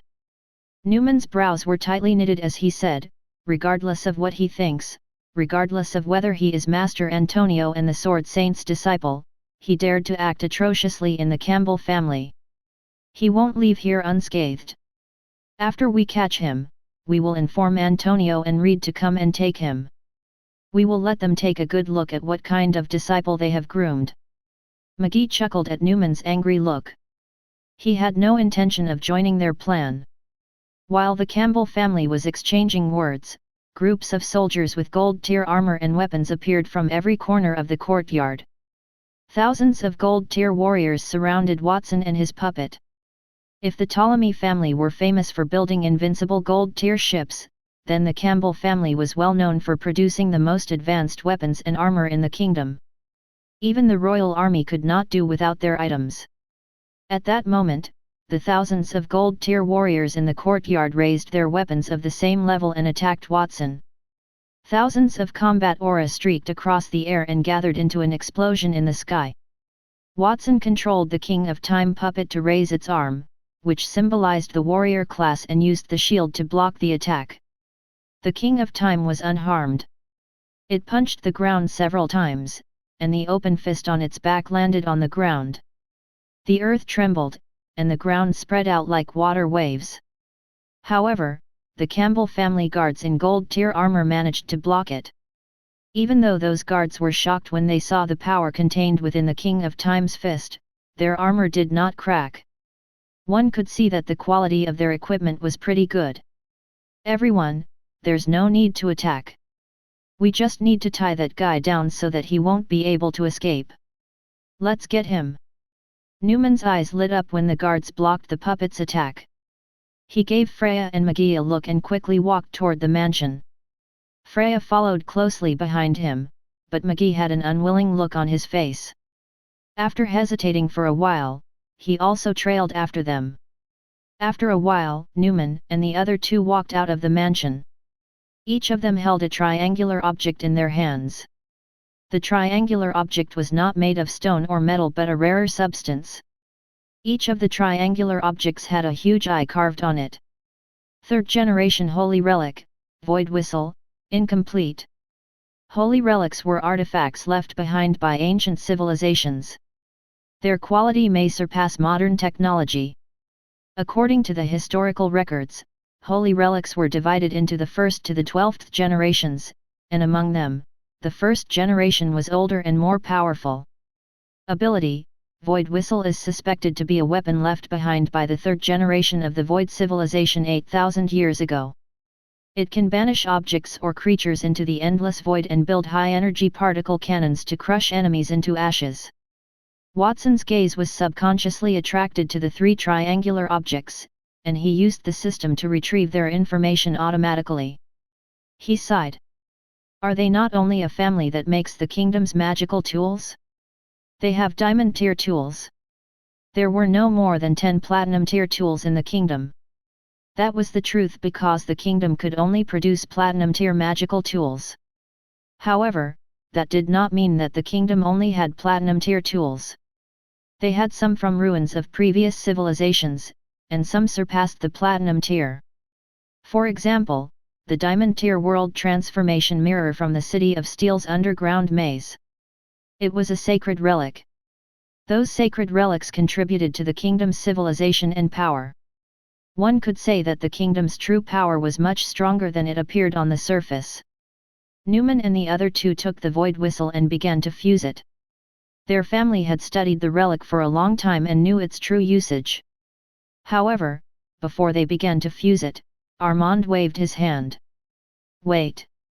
Don't use the holy relic first." Armand, supported by Hone, limped toward Watson and looked at the massive puppet above his head. He said, "Watson, you hit Augustus and destroyed many of our magic tools. According to the law between noblemen, violent acts that cause injuries and those who recklessly violate the nobleman's etiquette will be sentenced to death. Even though you are the astrologer and the Sword Saint's disciple, you still have to follow the law because they were set by His Majesty, well, unless you are prepared to go against the entire country." Armand's words were full of force, but Watson was unmoved. He waited for the other party's next words. He thought Armand would start threatening him again, asking him to surrender. Unexpectedly, Armand did not say that. Instead, he smiled at him. "You wreaked havoc here by yourself, and I haven't seen such a thing in decades. I have to say that I quite admire your courage. I'll give you a chance. If you agree to one of my requests, I will let all these go." "Father, did your head suffer any injuries from the tremor just now?" Watson had yet to respond to Armand's question. All three of Armand's children looked shocked. Newman even tightened his grip on the sacred relic in his hand. Watson had hit his son, but the young man had refused their family's punishment and even caused a huge commotion. He also almost destroyed their mansion. They could have died. Under such circumstances, Armand would be a fool to let Watson go. "Shut up, Newman. Is it your turn to speak when I am speaking?" Armand glanced in Newman's direction. Newman immediately revealed a scared expression and did not dare to speak. After that, Armand looked at Watson, his smile filled with amiability. "Watson, one more friend might lead to another path. You don't intend to continue this stalemate with us, right? This is not beneficial to anyone." "Master Armand, you sound reasonable. May I know your requests, please?" "First, hand over the mysterious technique that can fuse puppets. We will not make a move against you, and we will treat you as our most honorable guest. What do you think?" Armand's eyes flickered. Watson laughed. It looked like the older man coveted his system. That man was a shrewd character, he could see the value of a commodity. However, Watson could not impart that knowledge to others. "I'm sorry, Master Armand. Only I can master the ability to fuse the puppets. That is a special magic, so I can't impart it to you." "It's all right. I know it's not easy to impart such a technique. Since that's the case, you can opt to give us the puppet you fused. That puppet can erase the grudge between us." "That's fine. However, that puppet is already at the peak of the diamond tier. I feel like it's a loss to just give it to you." Watson's eyes narrowed as he stroked his chin. "What a coward! The things you used to create that puppet belong to our family. You even fused our family's treasure, the Clock of Life, with the puppet. Isn't it right to ask you to hand over the puppet? We're kind enough not to pursue other things with you. How dare you bargain with us?" Newman was the first to speak, his brows were filled with dissatisfaction. The price of a magical tool doesn't lie in the materials, but the quality of the final product. It can turn low-tier materials into higher quality items. That is the value of a blacksmith. As a magical tool forger, you should understand that principle, right? If you think there's a problem with my price, then we can cancel the deal. Anyway, I'm not afraid of fighting the Campbell family to the end. As for that puppet, you'll never get it. Kid. You. Newman was about to say something else, but Armand waved his hand to silence him. Kid, let's not beat around the bush. Just say it. If you want to keep that puppet, what price do we need to pay for you to part with it? I don't want much. I'll give you the puppet. I want to exchange it for 10 high-quality holy relics from your family's inventory. Chapter 387, The Real Threat. 10 holy relics, is not that a lot? After hearing Watson's request, everyone widened their eyes, they felt incredulous. If 10 holy relics were not too many, what number would be too many then? Holy relics were the products left behind by previous civilizations. Even though they had very powerful effects, no one understood their specific functions. Therefore, holy relics were very precious, and once they were damaged, it was basically impossible to repair them. The Campbell family had the most extensive collection of holy relics in the kingdom. There were only about 20 of them, and Watson had asked for 10. He was really asking for too much. Father, I don't think that kid has any sincerity in making a deal with us. He's clearly playing with us. In addition to the damage he just caused, I suggest we capture him and punish him properly. Newman could not bear Watson's price. Punish him? How are you going to punish him? Can't you see that that is a diamond tier puppet, and it's not an ordinary diamond tier puppet? Do you have a way to defeat a diamond tier puppet? Armand's eyes hardened as he criticized his son. Newman suppressed his fury and said, Father, I don't have a way to defeat a diamond tier puppet. However, no matter how strong that puppet is, it's still just a puppet. As long as we defeat the person who controls it, then that puppet will be nothing more than a pile of scrap metal. If we defeat Watson, we will be able to reclaim that puppet for free. As for defeating Watson, it's simple. We have thousands of gold tier warriors here, as well as many holy relics. In addition, General Hone, that platinum tier elite, is also here. Newman's words made Armand fall into deep thought. His eyes were slightly moist. Newman was right. He had to lower his voice and negotiate a price with Watson.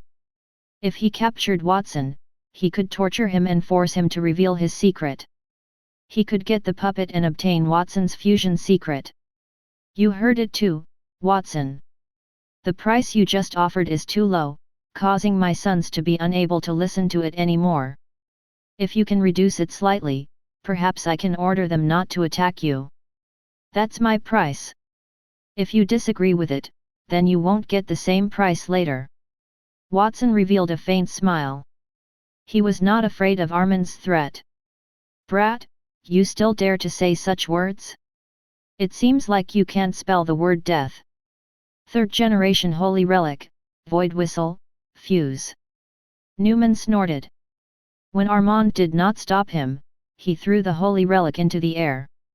Freya and McGee also threw the holy relics in their hands. The relics formed a triangle floating in the air. The eyes on the relics shot beams of dazzling magical elements. They fused in the air and formed an undulating gate. There was endless darkness behind the gate, which flickered with starlight. It was a starry sky of the universe.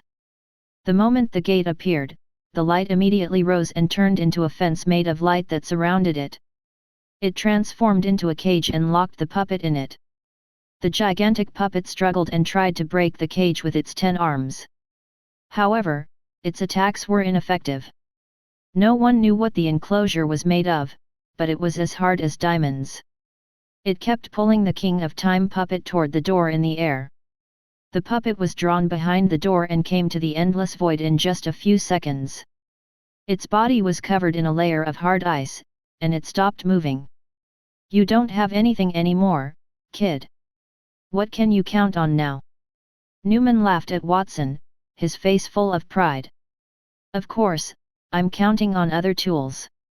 It's not like I can only make puppets. The playful look on Watson's face became more serious. He extended his right hand toward the thousands of gold tier guards around him. System fusion, activate. Congratulations on successfully fusing 1000 sets of gold tier armor, Master. You have obtained a Starlight Tier armor, the Goddess of Armor's celestial feather robe.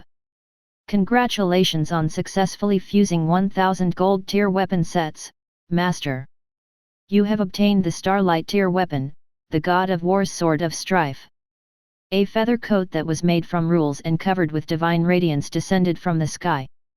At the same time, a red and black long sword also dropped from heaven. The red and black veins on the blade looked like human blood vessels. They attracted the magical elements between heaven and earth with each breath. One look at that sword would stimulate one's desire to kill.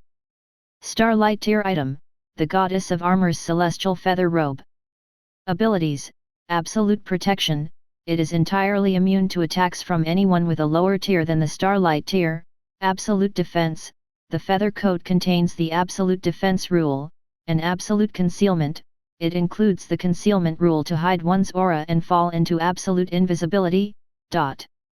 Additional abilities: the glittering kingdom of the Sea of Clouds, the feather coat is fused with the clouds in the sky to form the kingdom of the clouds, causing Starlight Tier damage. The God of War's Sword of Strife. Abilities: Absolute Strife, the blade can release killing intent that makes people fight endlessly, it can also make people in a kingdom go crazy. Absolute Slaughter, the power of its victim will become a part of the sword, there is no upper limit to the increase in power, and it can be stacked indefinitely. Absolute Death, its victim's body will explode upon death, killing everyone within a 10-meter radius.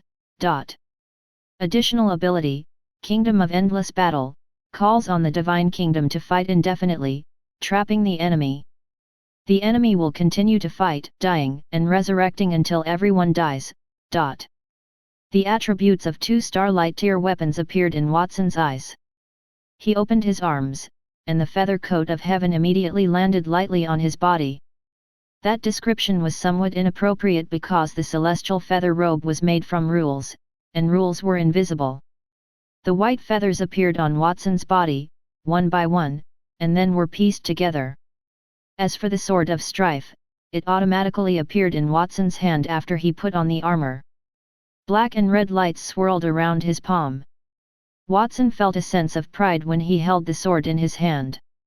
He knew he could kill tens of thousands of people with just a swing of the sword. It is as I expected of a Starlight Tier weapon and armor. It is almost completely formed from the laws. At the same time, it can also build a divine kingdom. The celestial feather robe and the Sword of Strife could build the Kingdom of Clouds and the Kingdom of Wars, respectively. With the addition of the divine kingdom of the sword, Watson had 3 ways to create a heavenly realm. Watson had that feeling when he was fighting Sword Saint Reed. Those 2 Starlight Tier weapons could allow people who had not practiced to control 2 godly kingdoms out of thin air.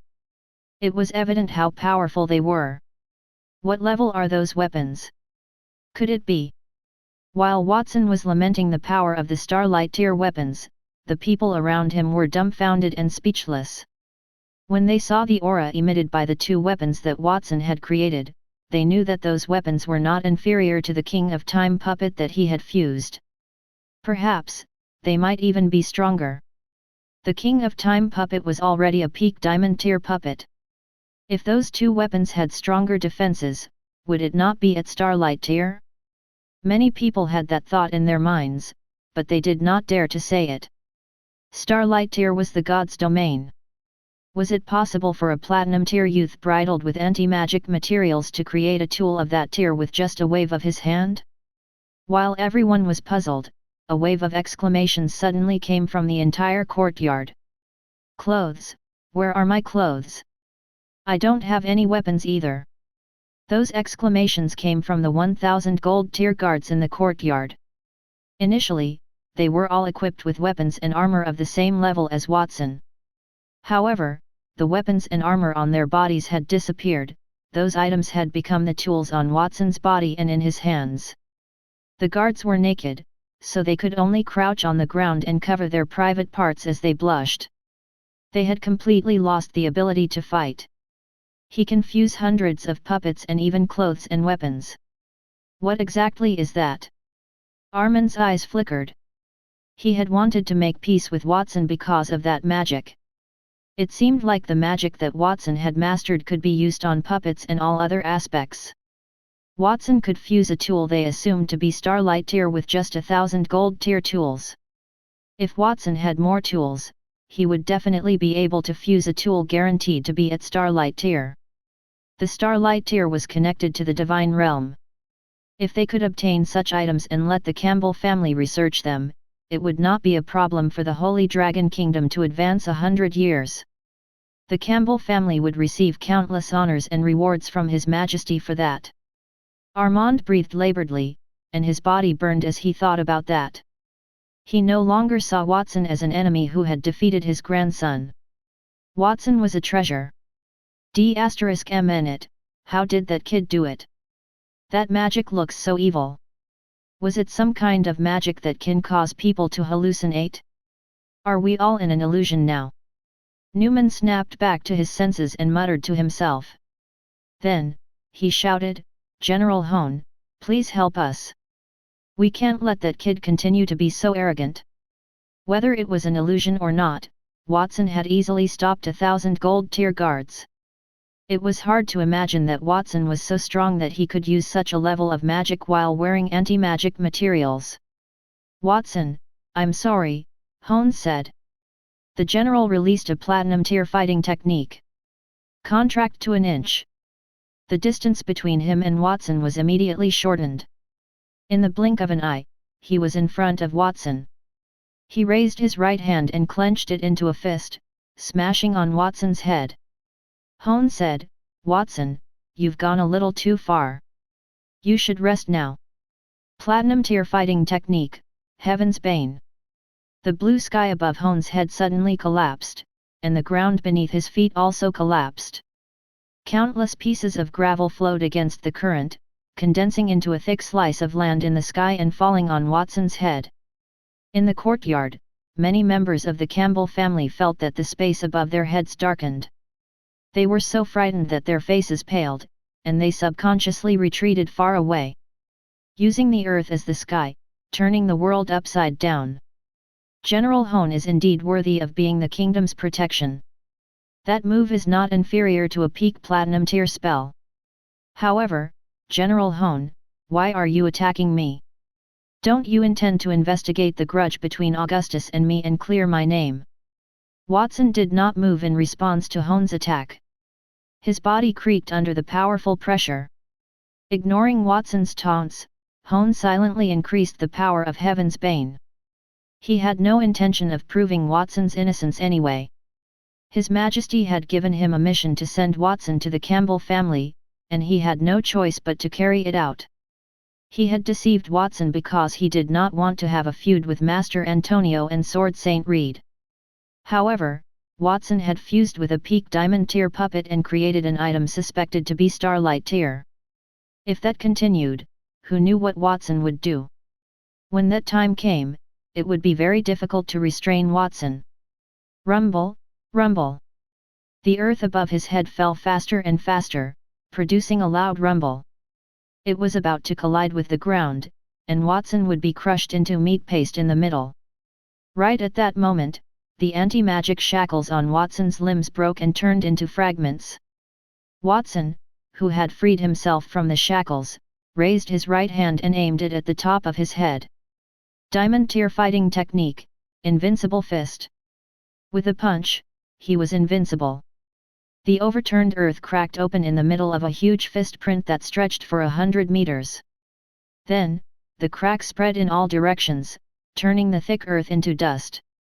Then, it degraded into earth elements and disappeared into the air. The clouds also cracked, revealing a vast fist print that did not dissipate for a long time. The impact made Hone retreat more than 10 steps backward, and he looked as if he was suffocating. You broke free from the control of the anti-magic materials. That is impossible. And that power.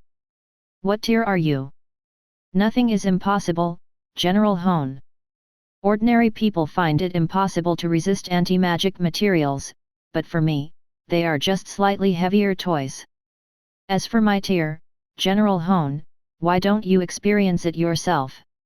Watson stepped on the broken shackles on the ground and strode in front of Hone.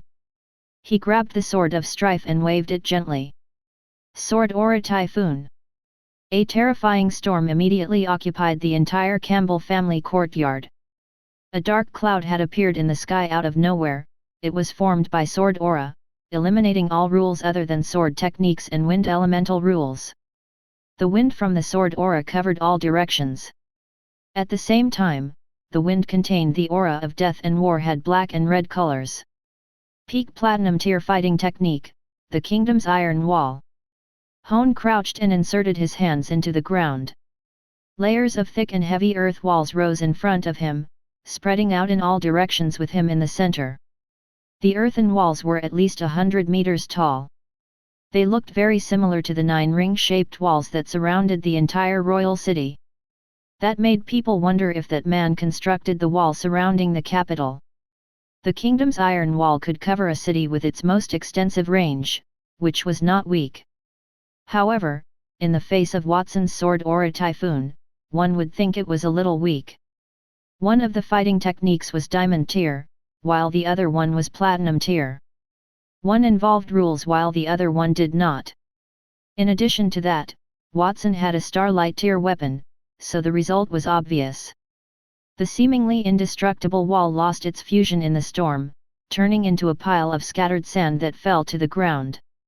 The sword aura also destroyed Hone's heavy armor, and cracks appeared one after another. Even the solid muscles wrapped in the combat aura under the armor were cut, and blood oozed from the wound. Wow! Hone spat out a mouthful of blood. He could no longer support his arms, and he fell to the ground. Watson retracted the sword of strife, and stepped on the lingering sword aura to reach Hone. He walked past him without stopping. Hone's lips moved as if he wanted to say something, but he did not say anything. The pain numbed his brain, and in his daze, he seemed to see Watson's figure elongate continuously. It overlapped with a figure that was known as the strongest swordsman in the kingdom. That kid is a diamond tier elite, and it doesn't look like he has just advanced. Hone's face was bitter, but his heart was in turmoil. From their brief encounter, he had confirmed Watson's strength. Watson's sword had given him the feeling that he was facing Sword Saint Reed. He had to be a diamond tier elite, and it was not an ordinary diamond tier warrior. He defeated General Hone. Watson heard the murmurs of shock from all around him. He did not pay them any attention. Instead, he went to Newman and snapped his fingers. Peak Platinum Tier Spell, Super Black Hole. The King of Time puppet, pulled into the endless void by the void whistle, suddenly appeared in the opening. The black hole connected to Watson's back, and a crack appeared behind him. The King of Time appeared out of thin air, and the solid ice hanging on it began to thaw. After losing the sealing object, the 3 void whistles lost contact with each other. Just as they were about to fly back to Newman and the other 2, Watson reached out and caught them first. Playing with the 3 void whistles, Watson turned his head to look at Armand, whose expression had darkened. "Master Armand, should we continue with the deal we mentioned earlier? I wanted 10 holy relics in exchange for that puppet, but you disagreed. Since that's the case, the price now is 20 holy relics for that puppet. We can count these void whistles as one." "Watson, 20 holy relics is too much. It's very difficult for me to take it out. Can't you reduce the amount?" Armand did not expect Watson to break free from the control of the anti-magic shackles and proceeded to defeat Hone. His lips twitched. If he had known Watson was so powerful, he would not have listened to Newman. He glared at his second son. Augustus had started the fight, and coupled with Newman's poor performance, made him somewhat dissatisfied with his family. 30 holy relics. You. 40. Watson, we can't even take out 30 holy relics, let alone 40 of them. If you raise the price like that, then we won't be able to do business anymore. He had a temper, and he felt like Watson was bullying him. Did Watson really think that he did not care about his reputation? "Master Armand, are you sure?" Watson brandished the sword of strife in front of him, and with a crack, the entire courtyard was split into 2. The sword aura rushed through the night. The sky fell, and the ground sank several inches. Some of the people on the field sat on the ground timidly. Some of their faces were pale, and their legs were trembling. Armand's expression did not change. He turned around and looked at Watson with a stern face. "Watson, are you threatening me?" With a slash of his sword, he sank to the ground. Even if he did not use the fusion technique, Watson's strength alone would be enough to defeat all the people in the manor. One person against an entire family. At the same time, he could not help but grumble in his heart. What kind of monster did His Majesty want him to deal with? If he had known that Watson was so strong, he would not have agreed to the king's request in the first place. No, that was a threat. This one is a threat. Watson shook his head, raised the Sword of Strife in his hand, and released the Starlight tier weapon's unique skill, the Kingdom of Wars. In an instant, a desolate bronze kingdom appeared in the sky.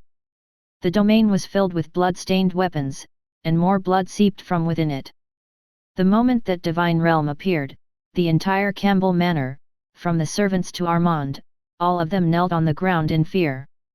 Only Watson stood in the manor with the divine kingdom above his head. At that moment, Watson, who was wearing the celestial feathered tobe and holding the Sword of Strife, was no different from a real god. Everyone looked at Watson with fear in their eyes. They engraved the young man's heroic bearing in their minds. They realized that they could not capture Watson. He had broken free from the anti-magic shackles, and he went there by himself. If he was not satisfied, he only needed one sword strike to wipe out everyone in the manor. As they looked at the divine kingdom emitting a divine radiance and the aura of death, everyone felt as if their throats were being strangled. They did not doubt the power of that heavenly realm. At the same time, they understood Watson's request for a trade, and they could not refuse him. Chapter 388, The Return of the Severed Fingers Gang's Higher UPS. Watson, can you repeat what you just said? Armand knelt on one knee. He decided to endure the humiliation, so he raised his head and asked Watson that question. As one of the three archdukes, it was shameful to kneel before a teenager in front of so many people. He was not the only one who felt that way. Most of the Campbell family members also had the same thought. Everyone respected them wherever they went. That was the first time they had to kneel in front of ordinary people. Master Armand, it wasn't a threat. That's what counts. Not that sentence, but the one before that. I said I want 40 holy relics. Deal.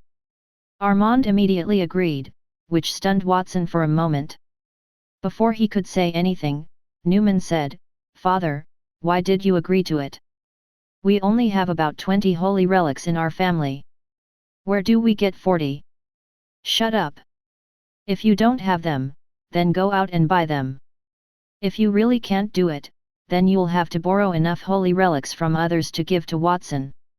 Otherwise, do you have a better idea?" Watson had only wanted 10 holy relics. "It's all your fault for making Hone interfere in this. If Watson wasn't angered, would demand 40 holy relics from us." Armand roared at his second son like an angry lion. Newman, who had been scolded, looked aggrieved. He looked at Hone, who was also half kneeling on the ground nearby, with blood dripping from the corner of his lips. How would he know that Hone, the only platinum tier elite in the kingdom and known for the kingdom's iron walls, would not be able to defeat a teenager? He thought they could get the puppet for free when they defeated Watson. He had done it for the family. Who would have thought that things would turn out like that? Newman could not vent his anger on Hone because of the man's special status. He could only turn his head to look at Augustus, who was not far away from him. Augustus, who had been lying on the ground since the start, did not say a word. "Augustus, you idiot! Who told you to provoke Watson? Look at how angry you've made your grandfather. If you had not provoked Watson, would we be kneeling here now? You useless thing! Think of a way to appease your grandfather." "Father, What? Quickly think of where to get 40 holy relics. If this matter is not resolved properly, your grandfather doesn't even have to do anything. I'll teach you a lesson personally." After being scolded by Newman, Augustus clenched his teeth. His face was full of grievance. Armand could vent his anger on Newman, and in turn, Newman vented on him. However, he had nowhere to vent his fury. Watson had severely beaten him, he had already suffered physical pain. He thought that after informing his father and grandfather, they would punish Watson on his behalf. He had not expected that he would be the one to be punished in the end. It would have been better if Watson did not go there. He would be the only person injured. However, it looked like he had implicated the whole family. "Young Master Watson, on behalf of the Campbell family, I shall agree to your request. However, at the moment, we only have 24 holy relics. You will need to wait for the remaining holy relics. We will give them to you when we get them from the black market or through other channels. If you are worried, we can sign a contract."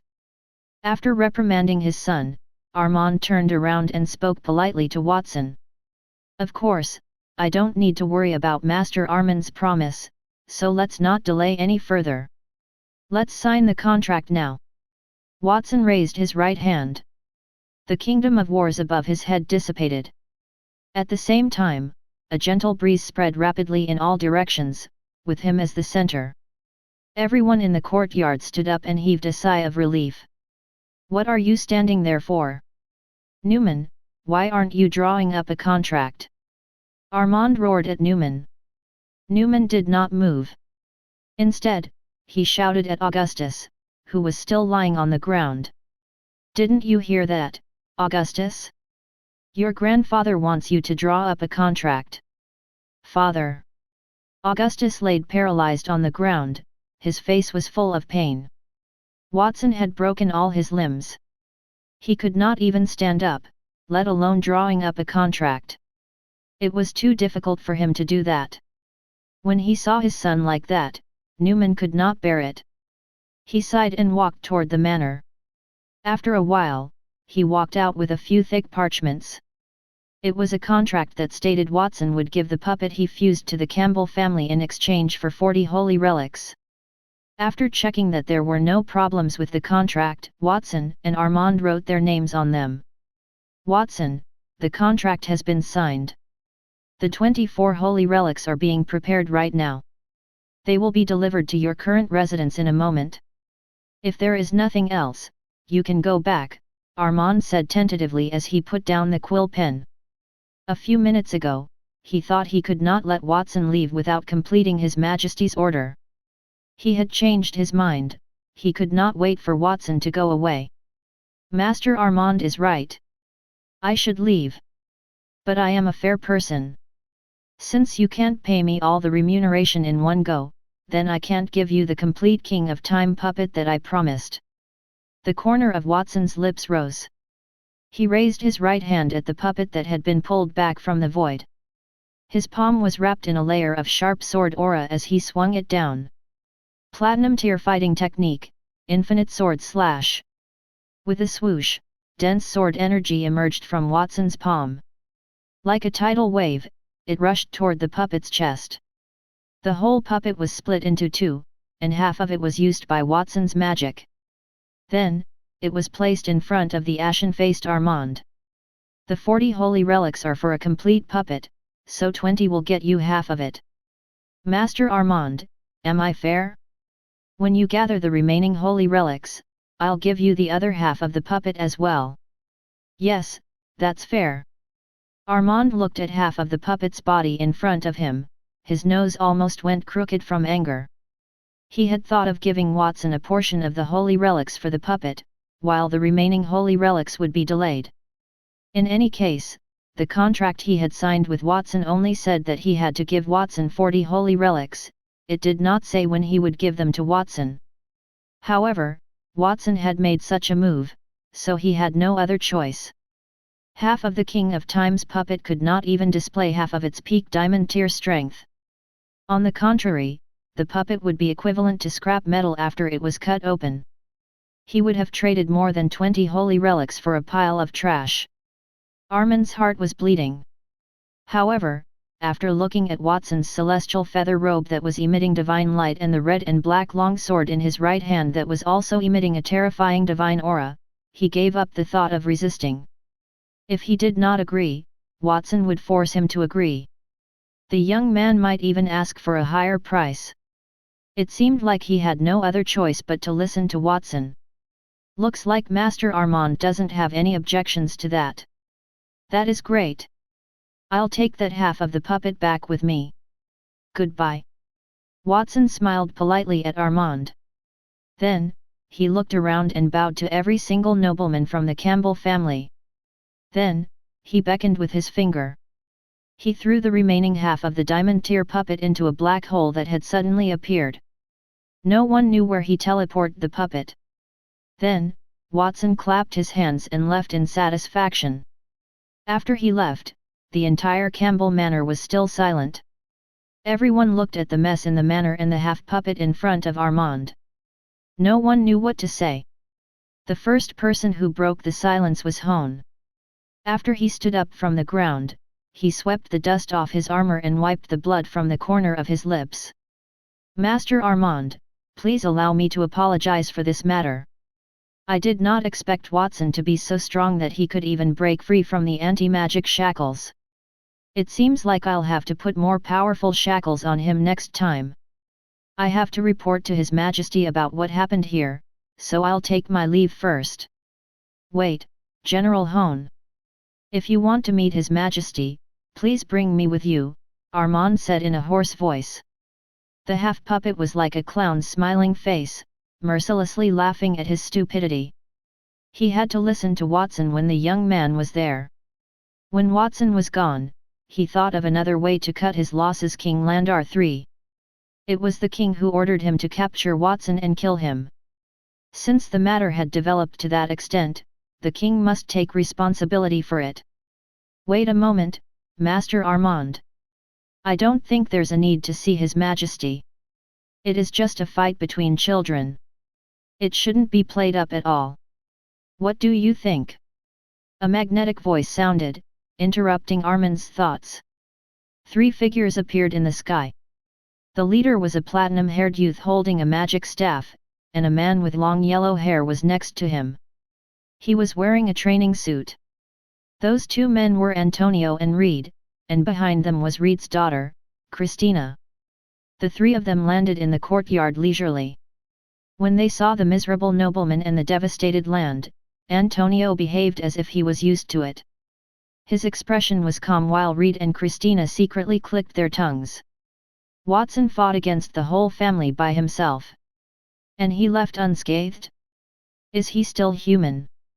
Christina laughed in her heart. They had arrived for a while. Christina had found Antonio and Reed shortly after she left Watson's side. The 2 older men immediately went to Campbell Manor with her. They saw thousands of soldiers in gold-tier armor and wielding gold-tier weapons surrounded Watson. Even Hone and Newman, who was holding a holy relic, were there.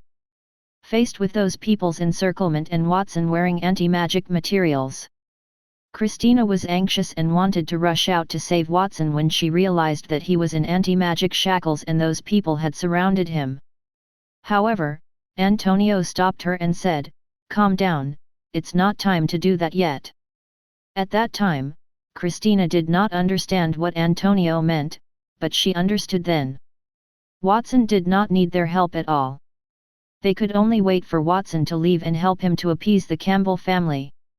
That little monster had only learned the Kingdom of the Swords during the day. But he managed to create 2 starlight tier weapons and armor just now. He had a skill that was similar to the Kingdom of the Swords. I must get my hands on them and take a good look. Perhaps I can get him to make one for me as well. Reed pondered that. As a sword saint, he had already reached the level where he could unleash destructive power even if he did not have a weapon. He announced to the public that he had reached the highest tier by showing them that he did not need a sword in his hand. His every move was a sword. However, he knew that an elite of his level was not suited for a platinum tier weapon. That was why he did not use one. He knew that his strength would increase if he had a diamond-tier weapon that he could use. Master Antonio, Master Sword Saint, and Lady Sword Mistress, do you intend to stand up for Watson and make our family admit our bad luck?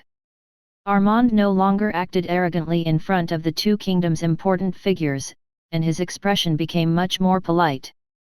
Don't worry, Armand. Reed and I are not unreasonable. However, it was Augustus who provoked my disciple. Of course, it was not right for Watson to destroy more than half of the Campbell Manor, so I'm willing to take on the restoration work for the building. With Reed and I here, it will only take a few hours to repair that place. Or do you really have to tell His Majesty about this matter? Fix the manor then. Also, please tell Watson that we can give him the 40 holy relics that he asked for. However, he must give us the remaining half of the puppet. If he can do that, then I'll let this go. Sure. Antonio nodded. That group of people was the kingdom's elites. They had settled the matter with just a few simple words.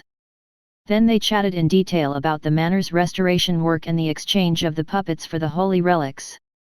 Antonio and the other two spent a few hours repairing the damaged manor and courtyard. They took the 24 holy relics that Armand had prepared before leaving Campbell Manor. Armand's eyes flickered when they left, and his expression was uncertain. His eldest son, Maggie, took the opportunity to come to his side. He asked softly, "Father, are we going to let them leave just like that? Our family has always claimed that we have 24 holy relics. Of course, we have more than that, but the loss will greatly reduce our strength and even make us stagnate on the road of researching magical tools. What can we do if we don't let them go?" One is the astrologer, Antonio, responsible for the kingdom's transportation, and the other is the strongest sword saint in the Holy Dragon Kingdom. You can try to stop them if you want. I didn't expect Antonio and Reed to make a move simultaneously for the sake of Watson. That was an incredible thing. Both of them have many disciples, and I've never heard of them being tough on any of them. They even dared to offend me, one of the 3 archdukes. It seems that Watson is very important in their hearts. Armand looked at Augustus, who was still lying on the ground like a pile of mud. Watson and Augustus were both geniuses of the younger generation. He thought that his grandson was very outstanding and was a talent who could inherit the family business. However, Augustus was nothing compared to Watson. The latter could already fight against their family at his age, but Augustus could not even defeat Hone. It was really infuriating to compare them. Don't spread what happened here today. If I notice anyone mentioning this outside, I will strangle him to death and turn his body into a puppet. Do you understand me? Yes, Master. We understand. Armand's gaze contained a terrifying thought. Everyone trembled and lowered their heads. Armand was delighted with everyone's reaction. He looked at half a puppet on the ground. Even though Antonio and Reed had taken almost all of their holy relics, Armand was not too upset. That was because half a puppet had a higher level of mystery. It was clearly the product of a fusion of a gold-tier puppet, but it had the quality of a diamond-tier item. Furthermore, the clock of life was also fused with the puppet. At that moment, he could not even find a fragment of the clock of life in the remains. If only he could dissect that puppet and create a peak diamond-tier puppet that was similar to it. Armand's thoughts drifted far away. He could not help but breathe heavily. If he could really do that, the Campbell family would stand at the peak of the kingdom. There was no doubt about that. On the other side, after Watson left Campbell Manor, he had wanted to return to the Sword Saint's courtyard. However, he received a call from a member of the Severed Fingers gang, asking him to head to the Triangle Cat Tavern. The man told him that the other remaining higher UPS had already returned to the royal city. "All right, I got it. I'll head there now." Watson began to head to the Three-Legged Cat Tavern. At that moment, there were many people outside the tavern. A group of muscular men with missing fingers and fierce faces formed a sharp contrast to the people in front of them. The former were the subordinates of the higher UPS who had just arrived in the capital, and the latter were Count Grey, Snake, and Marcus' subordinates. The scene inside the tavern was completely different from the outside. All the tables and chairs in the tavern were pushed aside, leaving only a huge round wooden table in the middle. 10 people sat around the table, 5 people on the left and 5 on the right. Those 10 people were the Severed Fingers gang's founders. At that moment, those 10 people were having an intense discussion. Chapter 389, 3 Chances. It's been a long time since I've returned to the capital. I feel that the environment here has changed quite a bit. How should I put it? I feel like the people here lack a sense of danger. Even our Severed Fingers gang members are like that. Don't you think so, Donder? A muscular half-naked man sat on the second seat on the right side of the round table. His hair was squarish, and his body had some black patterns which looked like tattoos. The muscular man's name was Basher. He was known as the right middle finger among the gang members, and he was in the violence trade. As the name implied, he was a bodyguard for those who needed him. Occasionally, he would also take on some dirty jobs that involved killing people. At that moment, Basher revealed a playful smile to Donder, who was sitting behind the counter and making drinks. When I came to the capital a few years ago, Donder, you were still a cripple. How did your leg get healed in such a short time? Also, how did your missing ring finger get healed? Do you know what you look like now? You look like a pile of fat lying on a chopping board, waiting to be slaughtered. Basher, don't go overboard with your words. Actually, we should be happy for Donder since his fingers and legs are healed. We should be happy for him. After all, no one else would know about his past as our member since his fingers are healed. He could leave us and go back to being an ordinary person. A charming woman with heavy makeup sat to the right of Basher. She looked to be in her 30s, and there was a long pearl necklace hanging around her neck that was connected in the shape of a spider web. That woman was the gang's right index finger. She was in the casino and banking trade. She had control over nearly a third of the casinos in the entire kingdom. She also owned several banks in the kingdom with hundreds of millions of gold coins capital. The woman was ruthless, too, that was why she was known as the Black Widow. Veronica, what do you mean by that? There is only one way to break away from the Severed Fingers, and that is death. Do you want Donder to die like an ordinary person? Your words are even more sarcastic than Basher's. Another woman sat opposite Veronica. She took off the hood of her large cloak, revealing a beautiful face. If Watson were there, he would definitely recognize that woman as the owner of the Floating City's Iris Flower Tavern, Elvin. Since when do you get to interrupt me? You are only the left pinky, which means you have the lowest status. So, just listen obediently. I heard that the sea folks had destroyed the Floating City's industry, and more than half your slaves had run away. We know you'll be handing in the least amount of money at the end of the year. I'm not even sure you'd get to keep your position as a leader with the gang this time. If I were you, I would not even attend this meeting. I would find a place to bury myself. Veronica glanced at Elvin with obvious disdain in her eyes. The Severed Fingers gang respected the right hand, and their status would get lower sequentially, from the thumb to the pinky. The thumb was in the business of selling military equipment and hiding military funds. The index finger was in the business of underground casinos and bank loans, which were linked to money. As for the middle finger, he would say that he was in the business of selling violence and killing people. The ring finger and little finger were the most tiring positions, and they earned the least. The former had to sell inferior goods and fake alcohol at a high price, while the latter managed a network of slaves and trained them to be proper servants to sell to the noblemen. They could also be supplied to the higher UPS in the gang.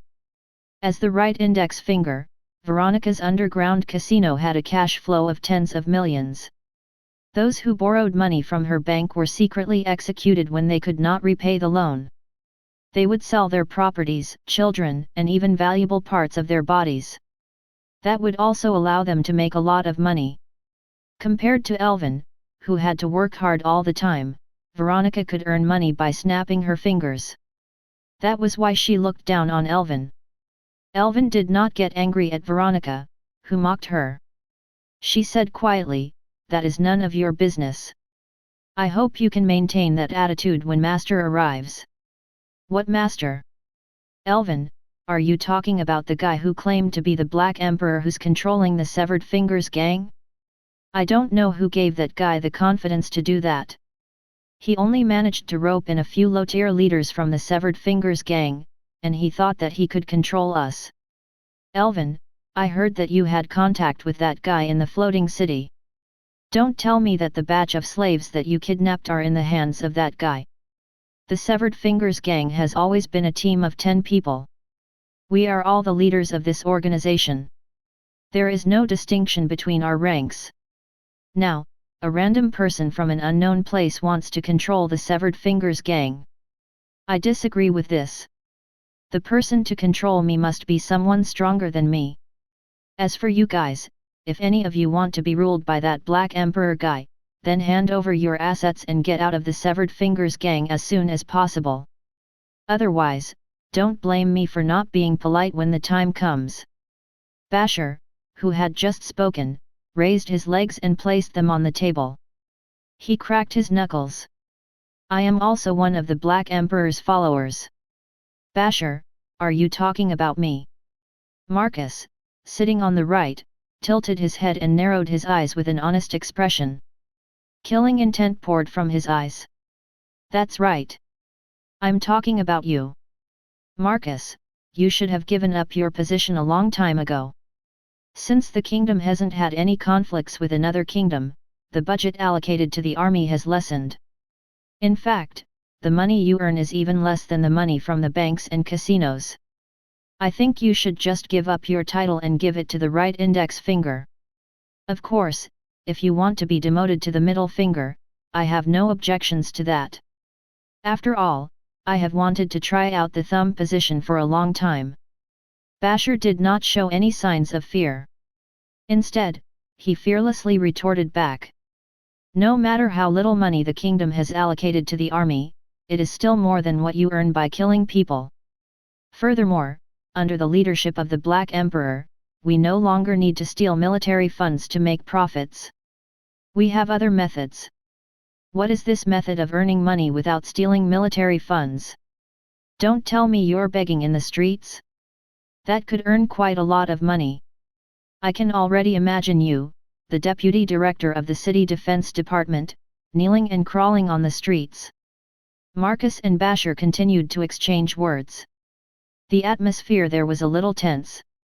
At that moment, an old man in a tuxedo and a polite demeanor coughed. "Everyone, let's not quarrel for now. We're all members of the Severed Fingers gang, so it's best if we stay amiable. It's not easy for the gang to get to where we are today. After all, we're an underground force that the kingdom's higher ups regard as a thorn in their side.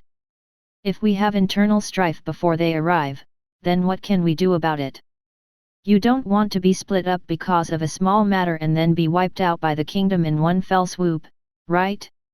After the old man spoke, Marcus and Basher, who were arguing, stopped talking. It was obvious that they understood that. As expected of Mr. Klein, left index finger. "Your words are powerful. I very much agree with what you said, but I have a small question. I want to know what you, the Severed Fingers gang leaders, have experienced while we were working hard to earn money all over the kingdom? If it's convenient, you can tell me how the Black Emperor subdued all of you, and how many of our men here are followers of the Black Emperor. If you can't tell me that, then I'm afraid that meeting can't go on." The person who spoke was a relatively young child who looked to be in his teens. He was sitting in the left middle finger seat. That young man had a baby face. He looked older than his appearance, but he was not more than 18. However, his body had a long-lasting murderous and terrifying aura at the peak of gold tier. The young man's name was Amun. He was abandoned in the slums of the royal city when he was only a baby. Later, he joined the Severed Fingers gang and gradually rose to prominence. He replaced the previous left middle finger and became the new leader. Not many people would know his name. However, when they mentioned his nickname, Bloody Executioner, then everyone in the entire assassin world would know about him. Anyone targeted by the Bloody Executioner, regardless of their identity or status, would have their head hacked off and die an unnatural death. After Amin asked his question, the scene fell into a short silence. Then, as the leader on the right, Marcus said, "All our gang members in the capital believe in the Black Emperor. As for what we have experienced, I think you will understand when the Black Emperor arrives. When that time comes, you will be like us, his devout believers. I can guarantee it. Stop bullshasterisk-ting. If that Black Emperor comes here, I will be the first to break his head and stuff it into his butt. That will sober you up." Bashir let out a prideful and weird laugh. "Shut up." Elvin suddenly stood up and slammed her right hand on the table. Her palm sank into the table. "If you dare to speak rudely of the Black Emperor again, I will let you experience the feeling of having your head broken and stuffed into your butt." Elvin, who had not reacted to Veronica's taunts earlier, exploded when she heard Bashir's words about the Black Emperor. Bashir looked at the combat aura condensed on Elvin's palm. Surprisingly, he did not refute it. Instead, he sat up straight and frowned as if he had discovered something that surprised him. "Your combat aura strength is higher than usual." "Gold tier?" "No, I feel like it's higher." "When did you become so powerful, Elvin?" While Bashir was mumbling in his heart, Veronica took out a small mirror from her bosom and started to dress up in front of the mirror. She said, "The right thumb, Marcus, the ring finger, Count Grey, and the left and right pinkies, Elvin and Snick. This means that, at the moment, close to half of the Severed Fingers gang's higher UPS are under the Black Emperor. This situation is really worrying. I'm here to confirm how many of us have defected. Since I've confirmed it, I won't be staying here anymore. The Campbell family is organizing a ball, and I can't miss it." As she spoke, Veronica stood up from her seat, followed by Bashir. "I'm not staying here anymore. He gathered us here but didn't show up. This Black Emperor is really arrogant. Anyway, from today onward, the Severed Fingers gang no longer exists. You traitors had better disappear from the kingdom. Otherwise, when I'm in a bad mood one day, I'll send someone to kill all of you." Looks like the next gathering, the Severed Fingers gang's higher UPS will change from 10 people to 6 people.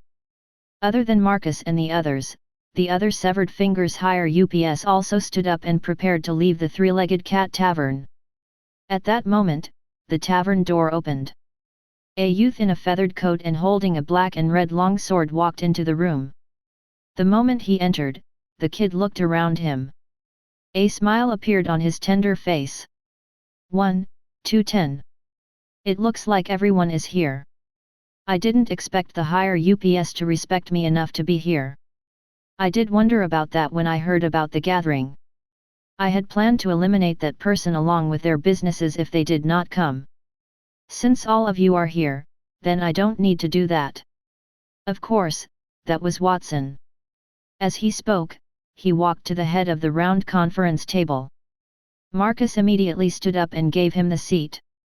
At the same time, he respectfully knelt on one knee and said, "Greetings to the Black Emperor." At the same time, Count Grey, Snick, and Elvin also stood up and knelt on one knee to show their respect to Watson. "My honorable master, you are finally here." After sitting down on Marcus' seat, Watson placed the Sword of Strife on the table. Donder, who had been hiding behind the counter to accompany the guests, immediately ran out. He put an empty wine glass in front of Watson and poured some red wine into it. "Master Black Emperor, please have a drink." The Black Emperor that those people were talking about was actually a teenager. Less than a minute had passed since Watson had arrived, and the several higher UPS knelt on the floor. Donder poured the wine, and the other Severed Fingers gang's higher UPS looked shocked. They had previously tried to imagine the Black Emperor, who subdued Marcos and the others. They thought the person would have an aggressive appearance or looked dignified and meticulous. They did not expect to see a teenager instead. Mother F.A.T.C.A.T.S. A child defeated you? Are you kidding me? This is a mockery. I'm not playing this game. The first to react was Basher. He spat on the ground, turned around, and walked out of the tavern. He felt that he had been insulted. If Marcus and the others were defeated by a seemingly powerful person or were simply bribed by wealth, he would understand it. However, Watson did not do either of those. That young person was only 12 or 13 years old.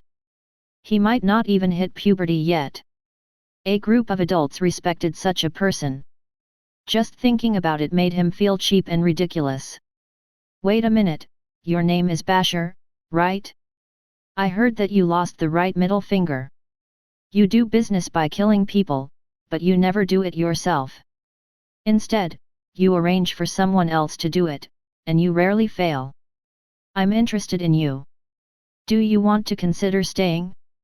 I'll give you a better job and a better reward. Just as Basher was about to leave, a young voice suddenly sounded from behind him, causing him to stop in his tracks. Yes, my name is Basher. What do you want? I'm not as easy to fool as Marcus and Elvin. I only believe in strength. If you want me to stay, you have to use your strength. Do you have it? Basher turned around and looked at Watson with contempt. Little brat, I advise you to go home and play in the mud. Being the boss of others is not a game. You can't do it. Black Emperor, Basher has been so disrespectful to you. Do you want me to help you teach him a lesson? Elvin, who was half kneeling on the ground, suddenly raised her head and asked coldly. After Watson fused Elvin, her strength had increased to diamond tier, while Basher was only at the peak of gold tier. She could send Basher flying with a flick of her finger if she wanted to do that. Elvin, you don't have to do anything. A leader who can't convince his subordinates is not a good leader. Since Mr. Basher doubts my ability, then I'll prove it to him. Watson picked up the red wine in front of him and drank it in one gulp. He stood up and faced Basher. You said that you believe in strength. If I'm stronger than you, will you acknowledge me as your boss? Why don't we make a bet? I'll stand here and let you fight me. If you can make me move one step, then you win. I'll give you 3 chances. Kid, I think you're courting death. I only need one punch to rip your head off. Balsa snorted coldly and strode toward Watson. His body was burning with a fiery red combat aura. Gold tier fighting technique, Blazing Lion. A flaming lion appeared behind him. It bared its fangs and brandished its claws as it pounced toward Watson. In an instant, it pressed Watson under its body. The blazing flames not only burned the air, but even the ground was charred and melted. Reincarnate as a better person in your next life. Don't be so pretentious, or else you'll be burned to death again. When Watson's figure disappeared under the raging flames, Basher was certain that he would definitely die. He smiled contemptuously. However, the technique used to release the fighting technique is not bad, but the fighting technique itself has some flaws. Watson's voice echoed from within the flames.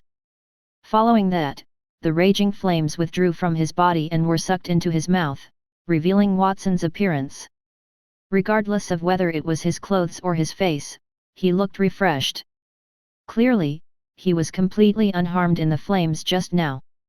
Mr. Basher, that is the first attack. You still have 2 more chances. That's impossible. Basher cried out in shock. He did not hold back in that attack just now. He was a peak gold tier elite.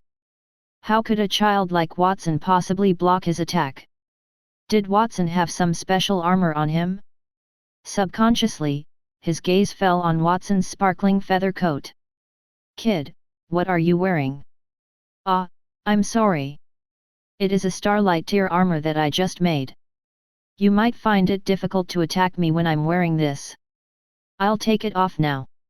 As Watson spoke, he took off the feather coat and placed it on the table with the sword of strife. Starlight tier armor? And you made it? Kid, I think you've lost your mind. Die. Not believing a single word Watson said, Basher came in front of Watson and raised his right leg above Watson's head. Then, he fell. The combat aura on his leg was sharper than a razor, but before it could touch Watson's body, the ground beneath his feet was shattered by the combat aura, leaving a deep hole. The highest item that one could make in the entire Holy Dragon Kingdom was Platinum tier, as all Diamond tier items were relics left behind by previous civilizations. As for Starlight tier items, there were none. Such things were called the divine artifacts, and it was already ridiculous for them to appear anywhere in the world. However, Watson said that he was the one who made that defensive item. Was he crazy enough to think that he was a god? With contempt in his heart, Basher's right leg did not hold back and landed heavily on Watson's head. There was a crisp crack, but Watson was unharmed. Basher's face paled. He clutched his broken right leg and fell to the ground, wailing loudly. Mr. Basher, you still have one more chance, but it seems like you can only forfeit. Watson smoothed the messy hair on his head and looked around him. The contempt in the eyes of the gang leaders who had looked down on him a moment ago had disappeared entirely and was replaced by solemnity. Chapter 390, Everyone submitted. Basher attacked that kid, but he broke his own legs. Am I seeing things? When they saw Basher lying on the ground in pain, the Severed Fingers gang's leaders felt a surge of emotions in their hearts. Basher was a peak gold tier elite, and he should be able to crush armor of the same level with a single kick, let alone a kid. They knew Watson must be at least gold tier since he could use his head to withstand a kick from Basher. In other words, Watson had platinum tier strength. Now that Basher has failed, according to the agreement, he will become my subordinate. The rest of you, if you have the confidence, you can also bet against me. I will fulfill all of your requirements. Watson ignored Basher, who was lying on the ground and wailing in pain. Instead, he turned his head and looked at the group. Fulfill all of our demands? Your tone is too arrogant. Amen, who was also an assassin like Basher, saw the man fall to the ground. His eyes flickered. Instead of feeling fear, he pulled the dagger at his waist, stuck out his tongue, and licked the cold, curved blade. I have a request. I want to cut your neck.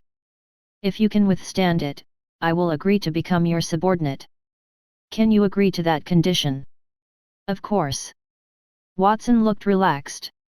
He deliberately tilted his neck and beckoned Amen with his finger. Come on. Whoosh. Almost as soon as Watson's voice fell, Amen appeared behind him. The dagger in his hand was covered with a layer of sharp wind elemental combat aura.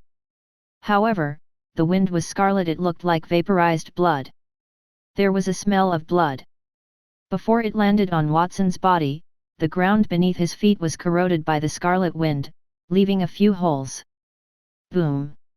Watson did not dodge the attack. He allowed the blade to land on his neck. There was a muffled sound, but his neck was unharmed. On the contrary, a few holes appeared on the dagger in Amen's hand, and cracks spread on the surface, causing the blade to shatter, turning into fragments that fell to the ground. The shattered blade cut his hand, and Amen quickly retreated. His face was filled with disbelief. He had not dared to confirm it when he saw Basher lying on the ground. After that, he was sure that Watson was a platinum tier elite. The younger man was almost his age, perhaps a few years younger, but he was already a platinum tier elite. How did he do it? Do you still want to continue? No need. I have no chance of beating a platinum tier elite. I choose to submit.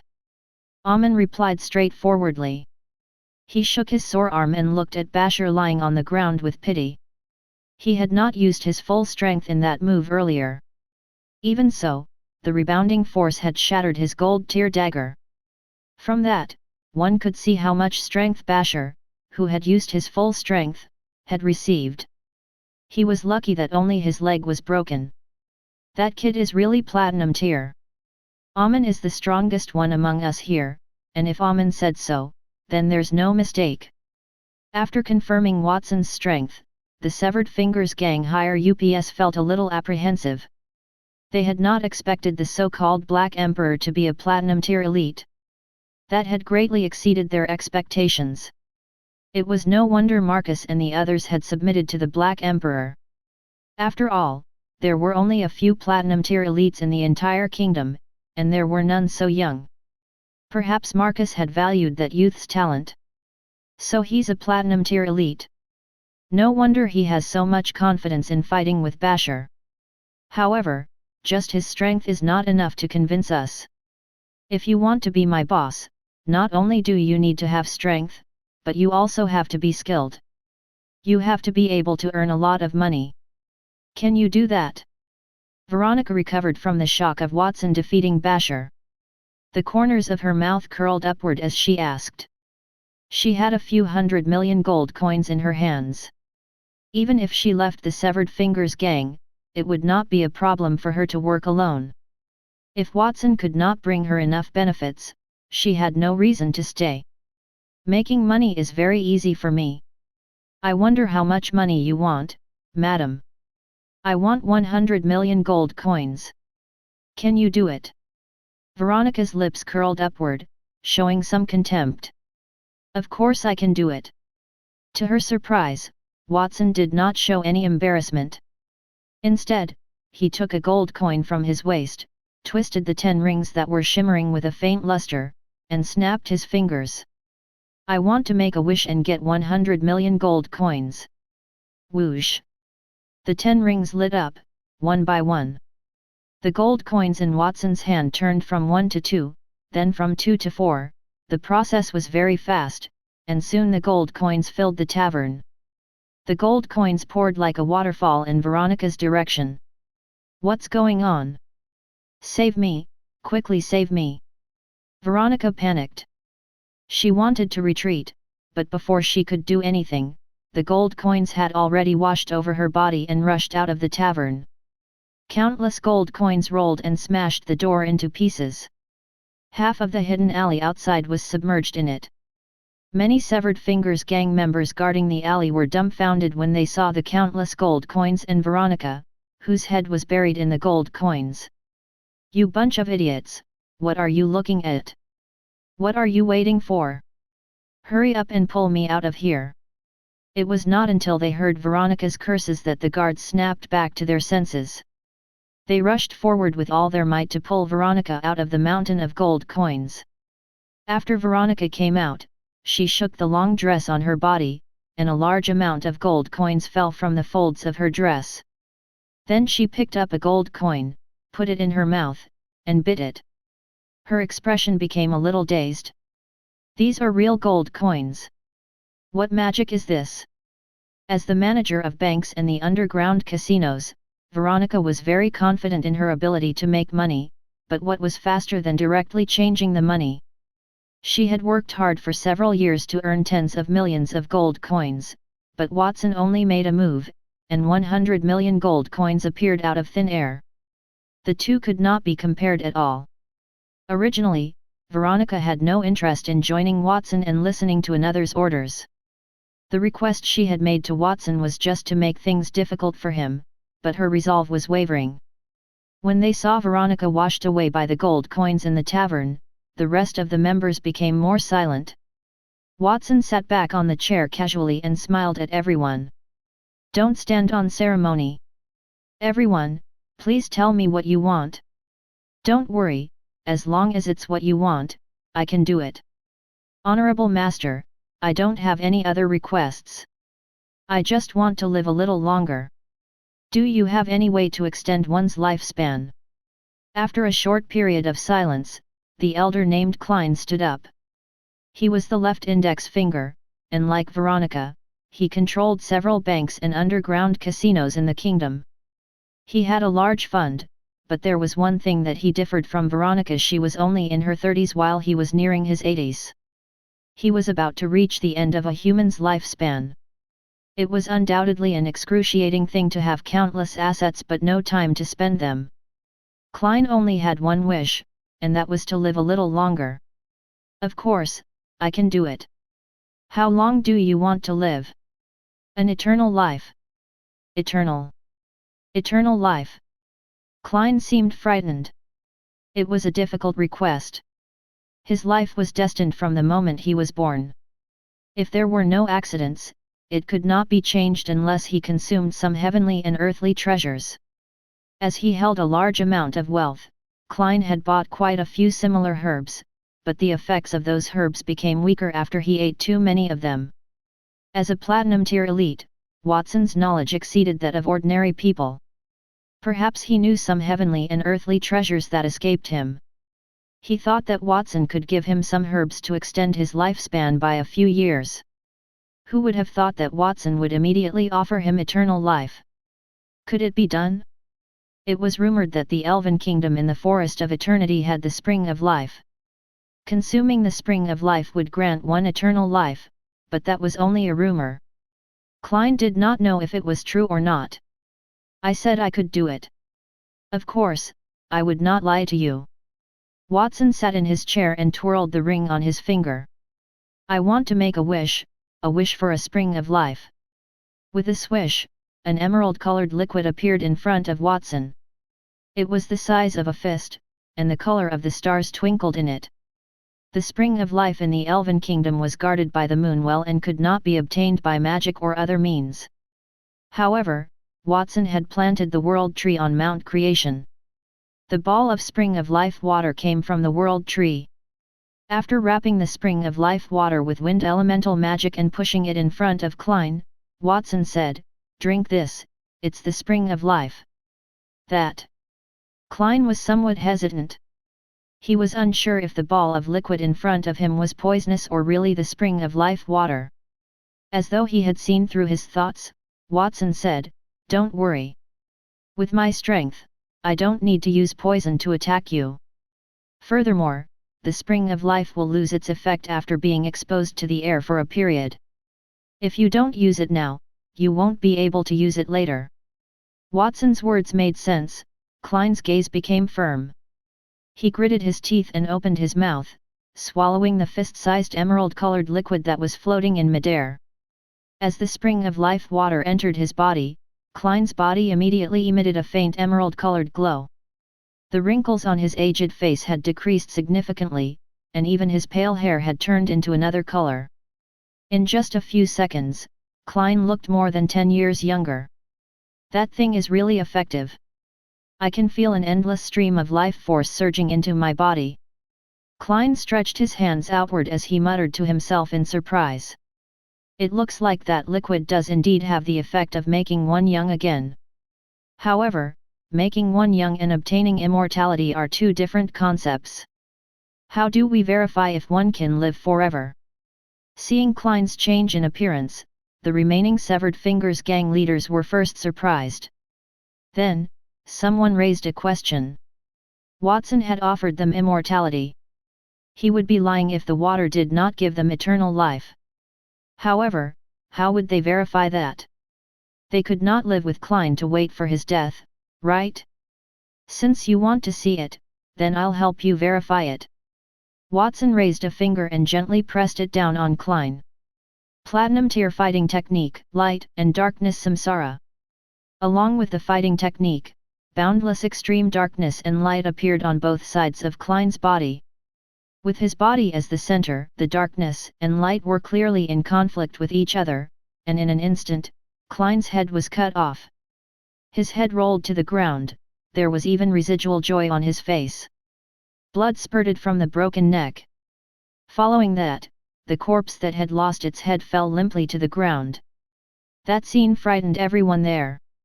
"Honorable Master, what are you doing? I've asked you to verify, but I didn't ask you to kill anyone. Don't be anxious. You'll know if you continue watching." Watson waved his hand, and everyone could continue to watch. They saw Klein's headless corpse, which had fallen to the ground, suddenly moved. Then, he stood up, the flesh on his head squirmed as it shot up like a sprig of meat. It constantly weaved, and white bones could be vaguely seen inside. In a short period, Klein's head reappeared. It was no different from before, and no wounds could be seen. At the same time, his head, which had fallen to the ground, turned into a pool of blood that seeped into the ground. I didn't die despite having my neck cut off. I've obtained the power of immortality. This is the eternal life I seek. Klein stroked his neck, his expression grew excited. As he spoke, he turned around and walked toward Watson. He knelt on one knee and lowered his head. Honorable Master Black Emperor, no matter what others think, I will follow you until the end of time. As Klein's voice faded, the remaining Severed Fingers gang's leaders looked conflicted. Watson could bestow eternal life to others, and he was a platinum tier elite. Perhaps it was not a bad thing to follow him, and with Basher and Veronica as examples, they could obtain their wishes if they followed Watson. They could not see a flaw in that plan. The atmosphere in the room became silent because everyone was contemplating. Watson watched them as he tapped his fingers lightly on the table. Marcus, Count Grey, Snick, and Elvin had become his loyal subordinates. Of the remaining 6 leaders, he had defeated Basher. Klein and Amon had taken the initiative to declare their loyalty, and Veronica had not given her answer. However, since he had given her hundreds of millions of gold coins, there was a high chance that she would agree to it. That was why the remaining members, who were only short of obtaining the title of left thumb and right ring finger, had yet to join. As Watson calculated in his heart, he suddenly turned around and looked at a short, fat middle-aged man sitting opposite him. You should be left thumb, right? You've been looking at me for a long time now. Do you have any wishes that I can help you fulfill? The fat middle-aged man shook his head and said, There's no need for that, Honorable Master Black Emperor. I don't have any wishes for the time being. I'll tell you when I think of something in the future. The fat middle-aged man shuddered when Watson questioned him. It was not bad that Watson could help him fulfill his wishes, but the method of fulfilling his wishes was a little too rough. Veronica wanted wealth, so Watson used gold coins to wash her away. After Klein obtained eternal life, Watson killed him to prove himself. That made the left thumb feel fear in his heart. After a moment of silence, Watson said, Since Mr. Left Thumb doesn't have any questions, what about you, right ring finger? The right ring finger was a woman. She looked to be in her 20s and was very beautiful. Right ring finger hesitated for a moment and lowered her head. When I came in, I realized that you had replaced the red wine in the Three-Legged Cat Tavern. We were initially selling fake wine here, so there was not much profit. It looks like we have good wine now, it's not inferior to wine from the Lafayette winery. It doesn't look like fake wine at all. As long as you can give me the recipe for that batch of wine, I'm willing to be your subordinate. The recipe is simple. I'll let Donder tell you about it later. In fact, the red wine in that tavern isn't fake but high-quality real wine. That's why the taste is so good. Not only the wine, but I've also replaced the products from other industries. I'll tell you all in detail later. Since you've all chosen to become my subordinates, I'll explain a few rules to you in advance. As Watson spoke, he waved his right hand at Basher, who had been lying on the ground, hugging his legs and wailing. He activated his absolute healing ability, causing Basher's broken right leg to be as good as new. After getting up from the ground, Basher's eyes were filled with fear as he looked at Watson. He walked to his seat and sat down. His arrogance had disappeared entirely. At the same time, Veronica was supported by a few guards as she limped back into the tavern. When all the leaders had gathered again, Watson raised 3 fingers at everyone. I only have 3 requirements for you. That is to obey orders, and obey orders. Whatever I ask you to do, no matter what, you must do it seriously. If you resist or doubt me, I will immediately revoke your position. Do you understand? Understood, Black Emperor. The 10 higher UPS responded in unison. Compared to the dissatisfaction and contempt they felt when they first came in, they had more respect for Watson then. Next, I will distribute your work. The thumbs will continue to carry out the sale of weapons, and I will send people to provide the weapons for sale. Marcus and left thumb, if you two have time, go to the border. As for index fingers, you will still deal with banks and underground casinos. I will make adjustments according to the way you lend. You are not allowed to lend with excessive interest, and you are not allowed to forcibly destroy the borrower's family just because the other party can't pay back the money. Yes, Black Emperor. We understand. Every time Watson mentioned a person, the corresponding severed fingers higher up would nod in agreement.